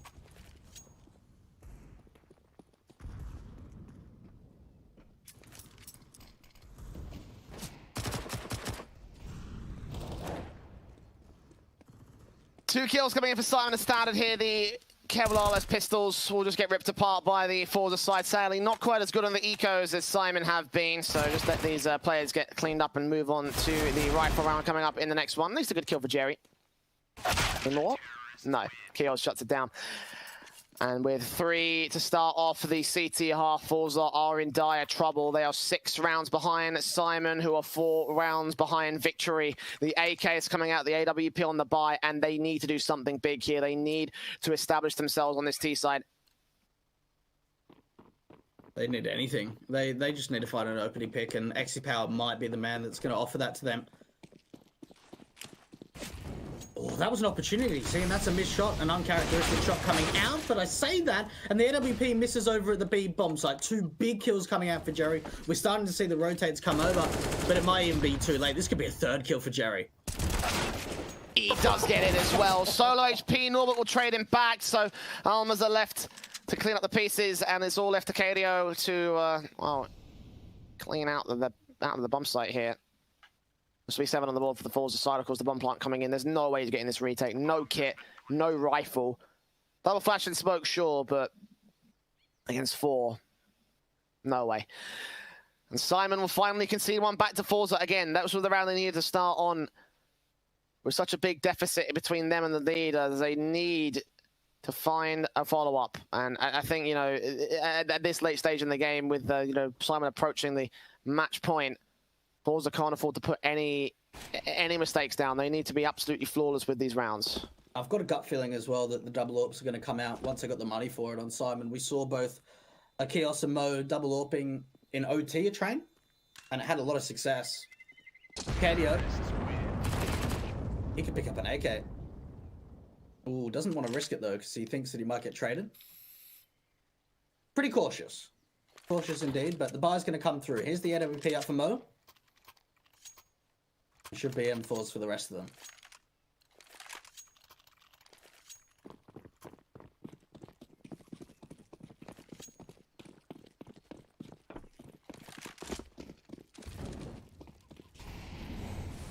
The aggression. XC all burning alive. What happened there towards top mid? Flashed out, probably blind, I'm not sure. Either way, the CTs have taken all the map control and they're cleaning house.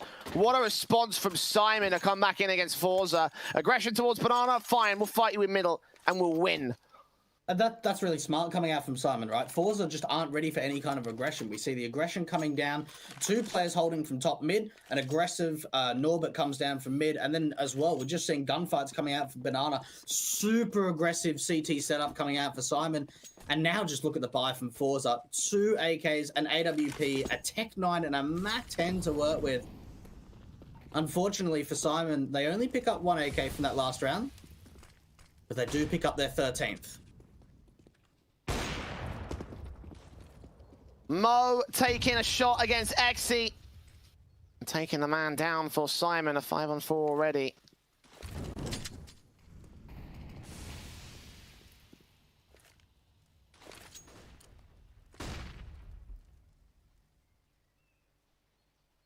Forze just slowly push up towards this banana position. Is where they've worked pretty well so far in this one, but just with little bases to work with here. Nealon's going to fall out of position with the nades, try and allow his teammate to put one down on Jerry, which will be successful. Pop 60 flash. HP, pop flash in, good but Nealon takes a face before even that comes out. It is a bait and switch instead. They stall for time on the C side, but 4 versus 4, and they're going to enter straight in. Kills the only man left to the back of Dark. They cross past the main entrance, a smoke down towards Coffins to look for one player back here. They walk straight into his crosshair, but no, face crack takes him down, and we're in a 3 versus 3 with low HP for the T side.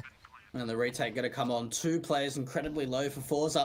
And there's hardly any utility to use the post plant. Jerry with the AWP going to land a crucial shot, and that gives them the man advantage to work with. Flashes over, Almas are keeping his eyes on main. Mo has a little bit of presence here in Coffins. First up from the M4, pop out from Nubox, and Norbert takes the man down. So a chance available for the CTs. There's one there in the back of the site. The AWP watching on the USP sneaks right past it. The Orc Girl gets a frag. Mo gets one, but he's got to turn back around towards the player on Grill. And all Almas has to do is hide and survive at this stage. Time ticks so low, but he still pops his head up and gets the kill and gets Forze to 8. Ooh, okay. A big round coming out from Forze, and it comes down to that AWP shot coming out from Jerry at Nubox. Syman not converting the retake. Probably, a couple of them will be on double eco status. But rather than buying up anything, they opt to pretty much a complete save, right? It's just a P250. Mac 10 out for Flit. Now, I'm looking at the economy for Forze, and it's not great. So this Mac 10 of Flit has to have a big round where he just starts to farm up 2 or 3 kills.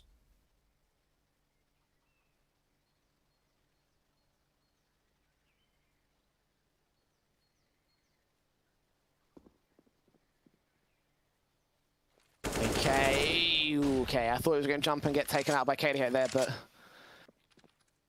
the most part, Syman are on eco status, so I'm expecting this to be a simple mop-up again for the Forze side. I think most people are. See the Mac 10 can get any kills of their own right here. That's why Flit's going to go first in, catch off Mo, take him down, got to look towards Cubby. He's never going to go for a knife.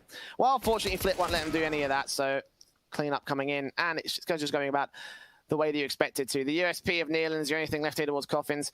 Let's see if he can do anything. He could take out Flit. If he's good and lucky, he might take out Almazo if he's not looking the right way. Indeed, he does, actually. So it's an AK dropped. Exley also not expecting him to be so close, but face cracks there to cover him off. So within 4 of the lead now for Forze, but they can get a little bit closer if they can win this next rifle. The buys are coming in for Syman. See the AWP out for Norbert, M4s for everybody else. And there it is. I think that's the double AWP setup. Did we see the AW? Actually, no, my mistake. No. I think it was because it was thrown around a couple of players. It looked like they might have pulled it out, but they opted against it. Okay, no, this is going to be a pause. We'll have to restart this round. Bit of a problem here. It's all right. Yeah, you definitely don't want to lose your main AWPer in the middle of a tech issue, you know? Like that's absolutely fair, I feel like. So a small tech issue, we'll get that solved as soon as we can. We'll find out what the problem is. I'm just going to assume a disconnect for the time being. We'll get more details to you as we can. We're waiting for those details and for this to be resolved, of course. Make sure you're going to midnight.com, a perfect opportunity for you right now to watch Home Sweet Home matches and place bets on them. Bet €20 and get €20 using the referral code of HOME, H-O-M-E, of course.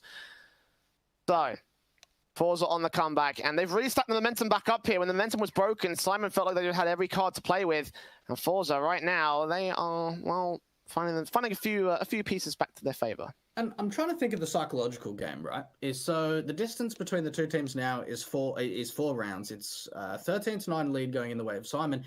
Now, in the psychological game, I kind of want to focus on Forze, and I think they've got a better position that they're in, right? They're allowing this comeback to come through. We've seen a nice couple of rounds from them, but they've got so much more experience, right? We've got a team of some youngsters on this Syman lineup. Yes, we have seen experience from them, but they are young and they can, potentially start to lose it when things get a little bit stressful, and especially with the stand-in as well.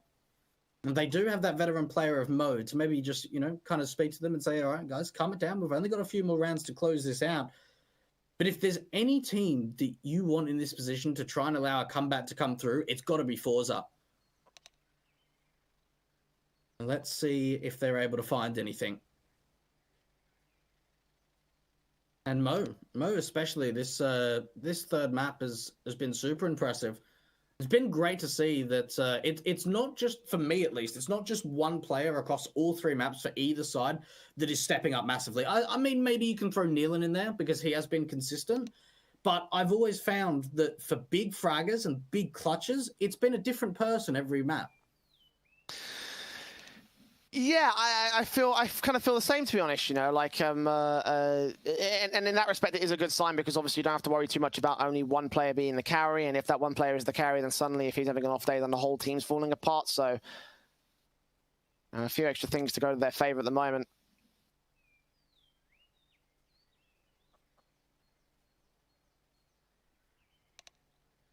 But the issue, of course, for Mo at the moment is that he's timed out. So probably just a quick internet restart. Just go ahead and restart the router. Router, mate. Router. Think of how it's spelt, right? Root beer, router. Yeah, not the same, right? Router, same. Okay. All right, there is no OW there. It's an OU. Router. I don't know, mate. Don't know. I'll never learn. I'll never adapt. You never will. That's all right. It's all right. I'll beat it into you while you're here in the UK, so it's fine. Well, speaking of a beating, so far in the last few rounds, Syman have taken a hell of a beating at this moment. So, maybe this tech pause might be an opportunity. Maybe not an opportunity per se, but maybe this might just by proxy kind of upset the momentum that Forze have stacked up. Yeah. And the question for Syman is that, what have they got to do to capitalize on that and really turn things back around to try and push us to the end of the series for them? The only thing that Syman need, right, is to win one big round. One round that they win where they keep 4 or 5 players alive. A big round that damages the economy of Forze. That's what they need. They need just that one round that disrupts all of the comeback, right? Even if the money starts to build up for Forze and they get a buy into the next, it's the psychological damage that it's like, we just won a round and it's like, we just smashed them. We kept everyone alive. That's what they need. We'll see if they can smash them a little bit we'll see if we can smash them in the next round, as what we're trying to say, as we have seen Mo return to the server, and hopefully it should stay there so we can get back into the game here. And of course, we'll just reset us back to the scoreline which we were at before, obviously. This, what was it, 12 to 8, was it? Was where we're at? 13-9 we're at the moment. 13-9, yeah. Okay, so I got the round differential right, but... got something right. Yeah.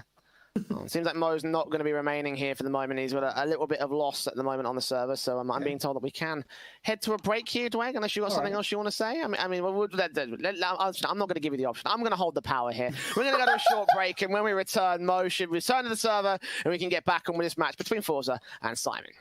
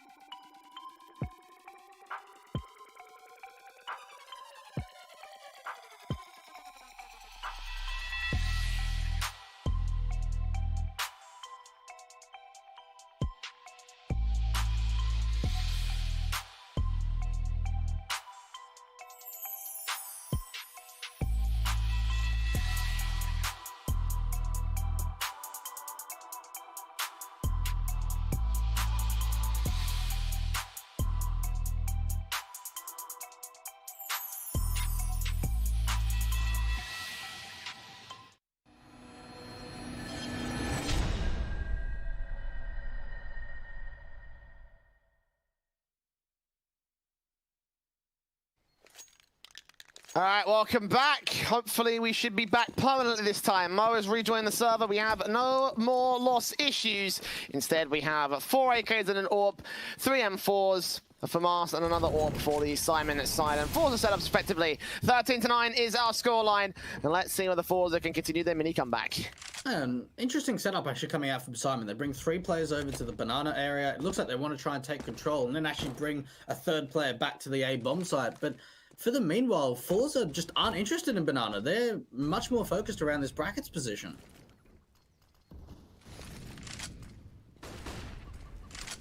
Flashes and coming out towards both the left and the right hand sides in the short and long areas. All control onto the bomb site for 2 of the CTs. A 3rd one will join them for the moment, but just this utility forcing the adjustments from Syman. Forze now going to try to go for the execution. The smoke's down, going to throw them off of vision. Norbert's going to chase the challenge around the open. A secondary smoke up, and no one's going to check this open position. They're looking towards pit where nobody is there. Now he looks on. The plant will be faked once. The try something and get a pick back on Neil, and they will find it, but the bomb gets dropped in CT control. It's still got KO here on the site. Facing up against Crack takes that kill back, looking for Almas over on the graveyard area. In the end, he will go falling. The FAMAS comes into the rotation for a 2 versus 2, making it 1 as Almas turns all the pressure to Mo now. He had his connection issues. Now he'll have his fragging issues. His flip finishes the job, and Forze get the doubles. Oh my goodness, that was a very chaotic round coming out from Forze, and that's the thing, right, is when you execute so quickly without really establishing a default, you're just going in there just raw firepower. Now, they make their way into the site. We see the CTs playing very defensive. It allows the rotates to come in, but it is going to be Forze to win it out in the end. Double digits now being up for the T side, and a very light investment indeed. It's just going to be a couple of upgrades. Pistols across the board, bit of armor as well for Norber. But so far, look at how much passiveness there is around second mid and first mid. Almost nothing. It's only banana take at the moment for the T side.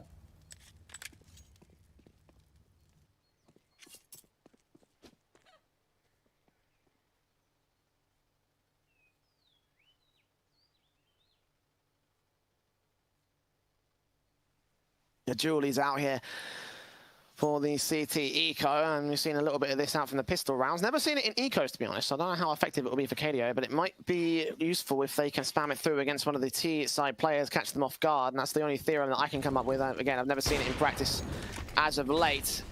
XC gets that first kill on Neil, and smokes come out the D, going to wrap back over from Kios, and unfortunately he won't get anything done. So Syman do get overwhelmed. They will still push these pistols and go for a 3v5 retake. They aren't losing much, so, you know, take a couple of rifles away, get some exit frags. You can get the bomb site control and get the retake. That would be very impressive, but also very unlikely as well. Scopes in Norbert. Oh, they let him get away with it. I can't believe Jerry, Jerry, mate. Oh no. Like, it's not like he was alone. It was the fact that Jerry was still further behind him and he still didn't deny the knife. Oh dear. Oh dear. Well, 11 on the Forze up. Last chance saloon try and make some frags, and they will be very unsuccessful at that. So, I see the bias coming in for Syman. Let's see what they can do on a real rifle round. And I tell you what, that knife attempt actually gives Mo an AWP. If Norbert didn't get that knife, they would not have had enough money for Mo to go with the AWP. So what ends up being a fantastic little affair ends up being quite impactful. And 2 rounds of difference now between these two sides, and I think this is now 5 out of the last 6 rounds being won from Forze. Momentum's starting to certainly shift. And Syman, I've even noticed in the last few rounds, Jay, they've struggled to find an opening pick.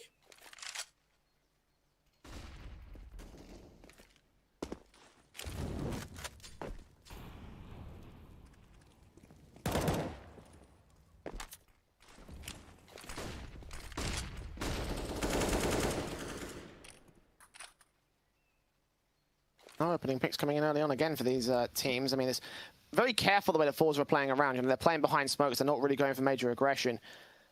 As they go towards Banana, that might be changing. As you can see, the AWP down to the contact play. They've stacked 3 players in, 4 if you include the man over at Speedway, and Mo almost lined up a collateral, but he gets XC and re-peeks back in against Almaza. Doubling up on the lonesome defensive of the B bomb site. He's also seen a ton more T-side presence, so the smoke's out towards Cross. His teammate's going to come in and support from Coffins. He still gets a 3rd pick. Mo is doing absolutely magical stuff here. As the dust fades, he gets a 4th, looking for the ace.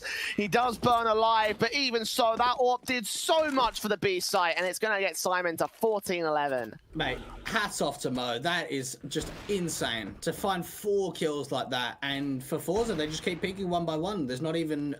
unfortunately, with the last 3 players that are alive, they don't have a flashbang, so they can't force him off the angle to try and get him to play deeper back around either Pillar, Emo, or Nubox. But for Syman, I mean, you can't get much of an easier round than that.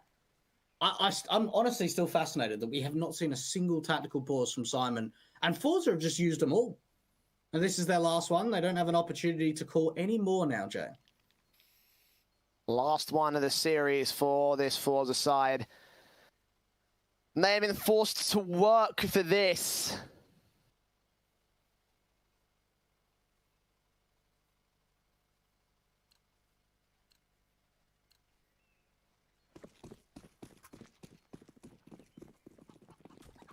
And with the rifles coming back in for the Syman side, one of which is an AWP, of course, for Mo. That big weapon that did so much for them in the last round. They still got a FAMAS on Keels, interestingly enough. Okay for Neil, and of course recovered the M4s as standard. So all in all, it's actually technically Forze that have the better buy. And it will be their last buy if they lose this round. It will be a force back to try and get to OT. And look at the AWPs again. Around this corner towards mid and long, looking for an opening kill. And it's going to be Mo that lands it, because of course he does. I'll tell you what, he's feeling it now. After getting that 4K and starting things off again with an opening pick, you can start to see how much impact he's having. And with only a few more rounds that need to go the way of Syman, if they could just fire him up for 2 more. 4 players over at the A bomb site. It's Kios alone at B. But what looked to be Forze falling back to the Banana position is now going to be going back to A. Oh, they're back and forward, actually. They're kind of making up their mind at the moment.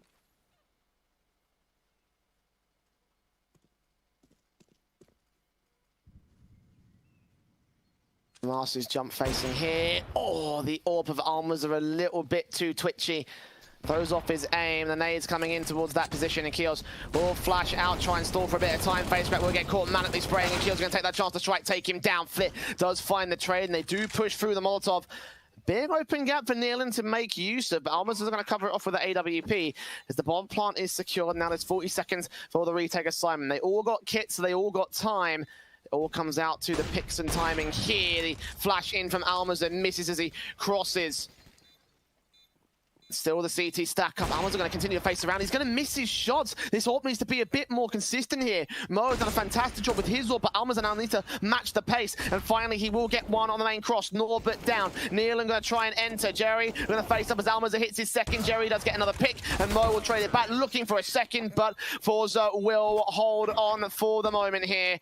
The AWP stays in play as we get to 12 on the T side. And I'll tell you what, I was getting a little bit worried there from Almaze. A couple of missed shots came out with the AWP, but he was able to capitalize in the end. Two big picks being found, and they hold off on the post plant.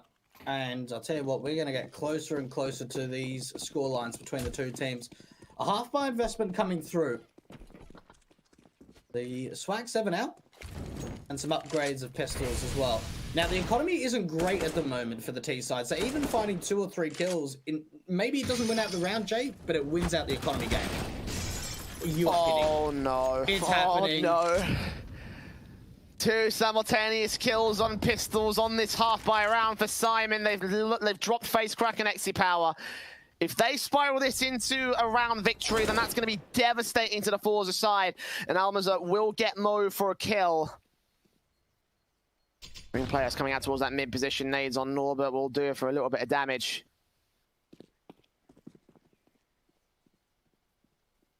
Out from the boiler room, taking a spray on Jerry, trying to get that pick back. The spray continues, but he doesn't get as much damage of his own right. AK of Norbert is picked up, but finally gets dropped by Almas. They do enter towards A, get the bomb plant with 3 versus 3. They see one player towards that top mid area. They have to deal with this AK though. They know that KDO could be a possibility. Opening up from the apartments, he gets a kill. Not the second from Jerry, so now it's down to the Deagles to make this round work. And it could still work for them. Don't count them out just yet. Molotov's in, will try and block him. The spray is good. He sees the second player as well, so from here, Forze should be able to lock it out. But that being said, Nealon's still doing damage. Jerry on 19, 54 for Flit. The flashes and utility out. There's no kit as well for the lone CT player, so they can just play against him and just stall for time at this moment.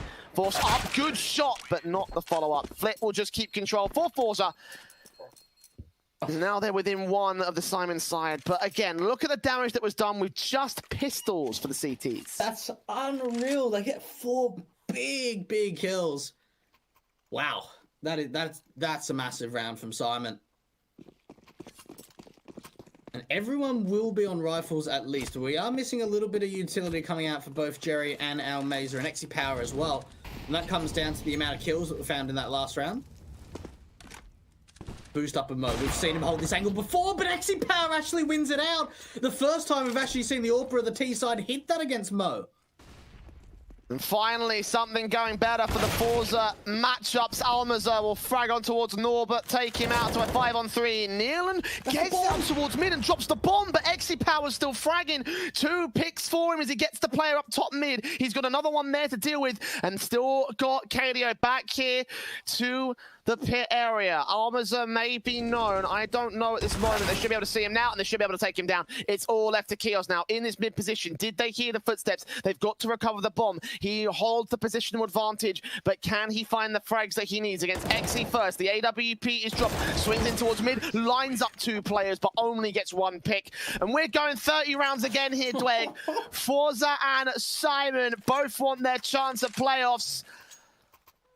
Who is going to get to match point first? Wow, this is just so down to the wire. To think the first map, 16-12 in favor of Forze. And going on to train, we go to OT, 19-17 in favor of Syman. And we are going to go at least 30 rounds on Inferno. It's the half-buy investment. They're playing for OT, but Norbert starts things off with the CK! That's 2 massive kills going in the way of Syman. And he picks up the AK, but he can't find any more. Thank God they restored some order to the server, but 1 tap to the head, a follow-up shot. You should not be allowed that in the mid position.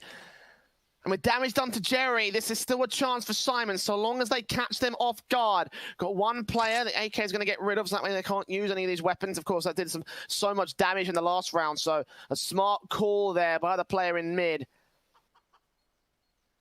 And they're ready for the Mexico play. Flip will take KDO down, expecting some aggression from that second mid area. A is open. They don't know that just yet for Forze. But Syman, again, doing so much with these pistols. They get one more pick back. That might limit the buy going into round 30. Look how slow it is from Forze. They are just making sure they are not getting picked apart from these last two pistols. And it's Nealon. We've seen what he's been able to do with his Deagle in this best-of-3 series. The in-game leader and one of the leading fraggers today. And I tell you what, this is, if they go long to A, this is going to be a very difficult position to check. If they even do so. Only Norbert here playing carefully. The Deagle on the graveyard stairs. Sees Jerry, takes him out. Got a second player facing him for the 1v1. The Deagles are doing it. It's only left to Flip. 15 seconds. He's got the bomb on his back, but Nealon's still fragging. Flip will take him down and go for the plant back towards the front corner. It's all left on Mo. Creeping up with a PT50. He turned away, but Flip just gets his 4K and just saves it for Forze.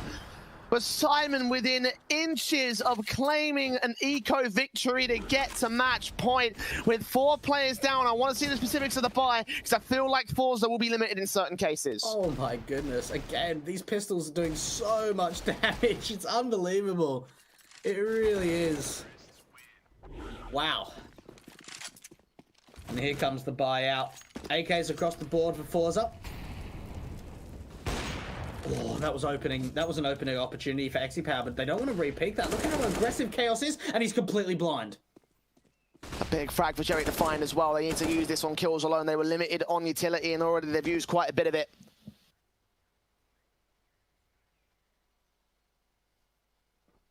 The T is moving in towards this banana area. They have Nealon and Mo on lockdown. This AWP has been so consistent. If Mo gets as many picks as he has done from this B site play, then this could be absolutely massive. Flashes out for them, smoke down towards Cross, further Molotovs in. He's going to burn alive a little bit, but Nealon drops the bomb planter, kind of bottlenecks them in towards the opening.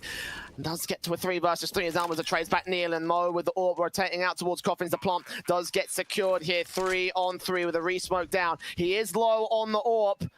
XC, smoke clears, and he loses the fight to the man. Mo continuing to frag away when it comes to the AWP v AWP battles, and he's bought a chance for his teammates now. Almaza is low, Jerry is also tagged. Syman to get themselves into the matchup here, to get themselves into overtime. Once again for this series, they'll find Almaza. It's all left to Jerry for 3 frags. He'll line up 2, turns it around for 3, but Norbert clutches it, and he gets the defuse. Syman, by the skin of their teeth, save their chances in this series and take us to our second OT of the best of 3. Oh my goodness, you almost thought as if Jerry was going to do that. Lines him up on the second kill. Oh, Norbert's so low, 14 HP. Yeah, that's how low he goes. Jerry's stepping up, 31 and 22. The in-game leader of both teams actually are finding a lot. I mean, 11 assists for Nealon as well. Wow, OT we go. This could be anyone's game, honestly. Like, yes, I suppose we've seen Syman getting so close to closing out the map, but Forze, that comeback towards the end was just ridiculous. My goodness. What a play from Syman to shut it down. What a setup in particular towards that B-bomb site. And to the overtime once again. Remember, Syman won in the last OT, and they'll be looking to do the exact same thing right here against Forze. Oh yeah, damage put on towards Flit here, down towards the banana position. He's taken a lot of utility damage by the Molotovs they're putting up. And Nays to respond. They're putting so much down against these guys. Going to put as many ticks on the board as they can. They have gained the HP advantage for it. Another one to follow suit, going down long, and that does a significant amount of damage to Forze. And I tell you what, Forze are they're gonna be reading the nades and saying, hang on a minute, they've got more than just a couple of players at B, but now it's Mo alone, but he can't escape in time. That's an opening pick being found, and the aggression's only gonna continue. He'll spray for Keels, back on Jerry, 4-on-4 scenario. And Nealon wraps around with the M4, looking to the AWP, smokes down towards Cross. He'll keep his eyes on the right-hand side of the flank. The cubby corner could still be dangerous, but Exy peeks out and gets the kill anyway. Forza, man advantage regain. This open position from Keels could be so exploitable here. Facecrack is also there towards the CT spawn of Speedway, and he might be in trouble if Norbert tries to read this out. But he's got a major flank in, and Keels is in just a world of hurt. He's going to get sandwiched, bracketed in. He's standing out, I think, in the open there. So Facecrack, his rifle standing, should be able to take him down. And that should be B-bomb site open for business. 2 versus 4. Syman should just concede. Yeah, look, there's really not too much that Syman can really do. 2 versus 4, just, yeah, not doable at all. If they're able to pick up an AWP anywhere, and Facecrack, look at how aggressive he is through the library position. Takes down the rotator. Norbert. Maybe if he just picks up an AK, something. At least in MR3 16k, you don't really have to worry about the money lines too much. I suppose maybe if you're running double AWPs on CT every round and you lose 2 in a row, then there is a potential of sort of a money reset. But all in all, if you just have 1 AWP and rifles across the board, you don't really have to worry about the money line. And Forza, just those entries were just so strong. That rat play as well. I mean, that was just so key.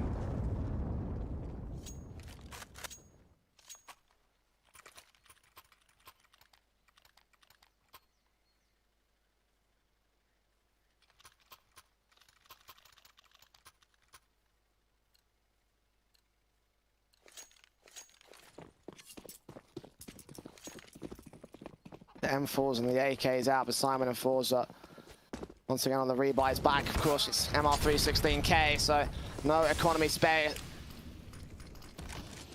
No ecos to come out. The AWP of Hexy gets that opener, and Mo gets caught off guard by a flashbang, a missed shot, and a face crack, and he gets himself a double kill. Forza feeling it. Come alive here in this overtime. A good play up from Kato, though. 3 versus 2 as he finds 2 and the bomb in the mid position. He doesn't realize there's T-side players behind him as they make their way in towards the apartments. But Keels is here towards mid to cut that off. And will he be able to hold off against Facecrack next? He's found himself 2 picks so far in this one. Overall's quad. He will force him back on 19 HP. They're using utility to try and hold off their own. KDO gets another pick. Flit will get the frag back. And now it all rests on the 3K player for the ace in this round. The 4 Syman. Forza are setting up flanks. They're moving in towards long. KDO just trying to look for information, right? Flashbang coming out. Trying to peek on the contact. Oh, he gets 4 kills but can't clutch it out. And to think how much damage KDO was able to do all by himself. But look at that round from Forza, right? Exy Power, he gets the opening pick and they go, right, we're just scrapping whatever our strat was. We're going fast into brackets. Facecrack opens up 2 massive kills. Yes, we saw a bit of a comeback in that last round from Syman. But for Forza, they're reading the situation so well and it's information gathered.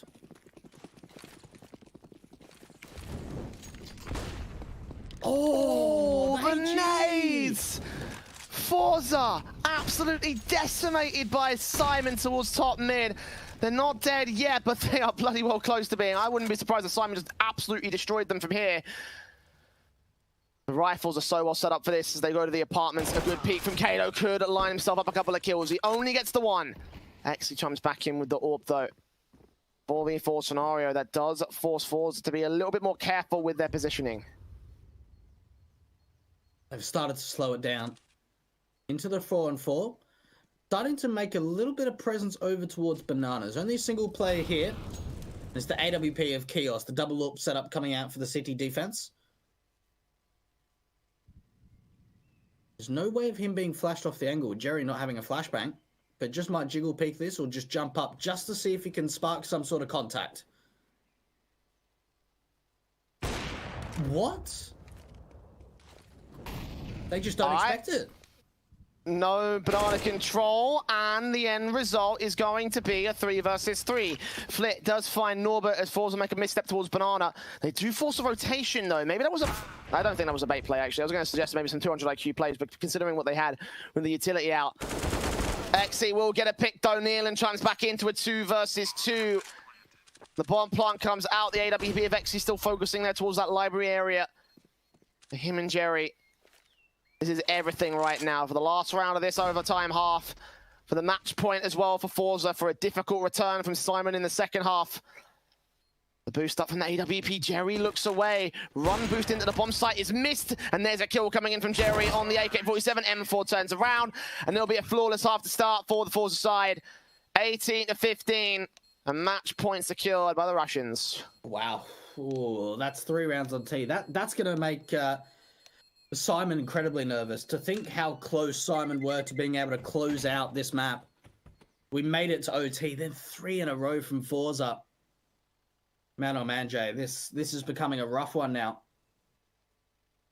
And we were, what, 13-9 at one point?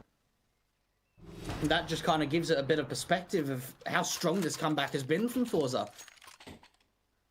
Do they go double AWPs on our maze? You would expect they do. Considering how much success that it had on train.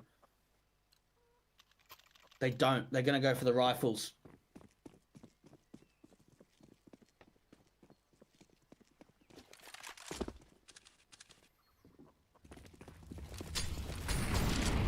The nades up coming through. Ooh. Jerry naded to just 2 HP, but I think they got off better on the Forze side with the nade damaging up to 3 of them here.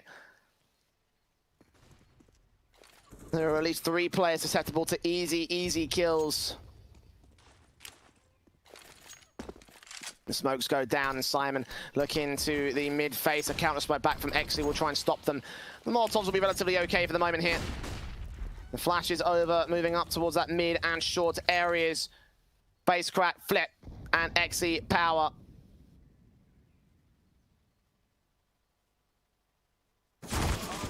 The AWP caught out so aggressive and just out in the open. Xe giving up a very silly frag, all things considered.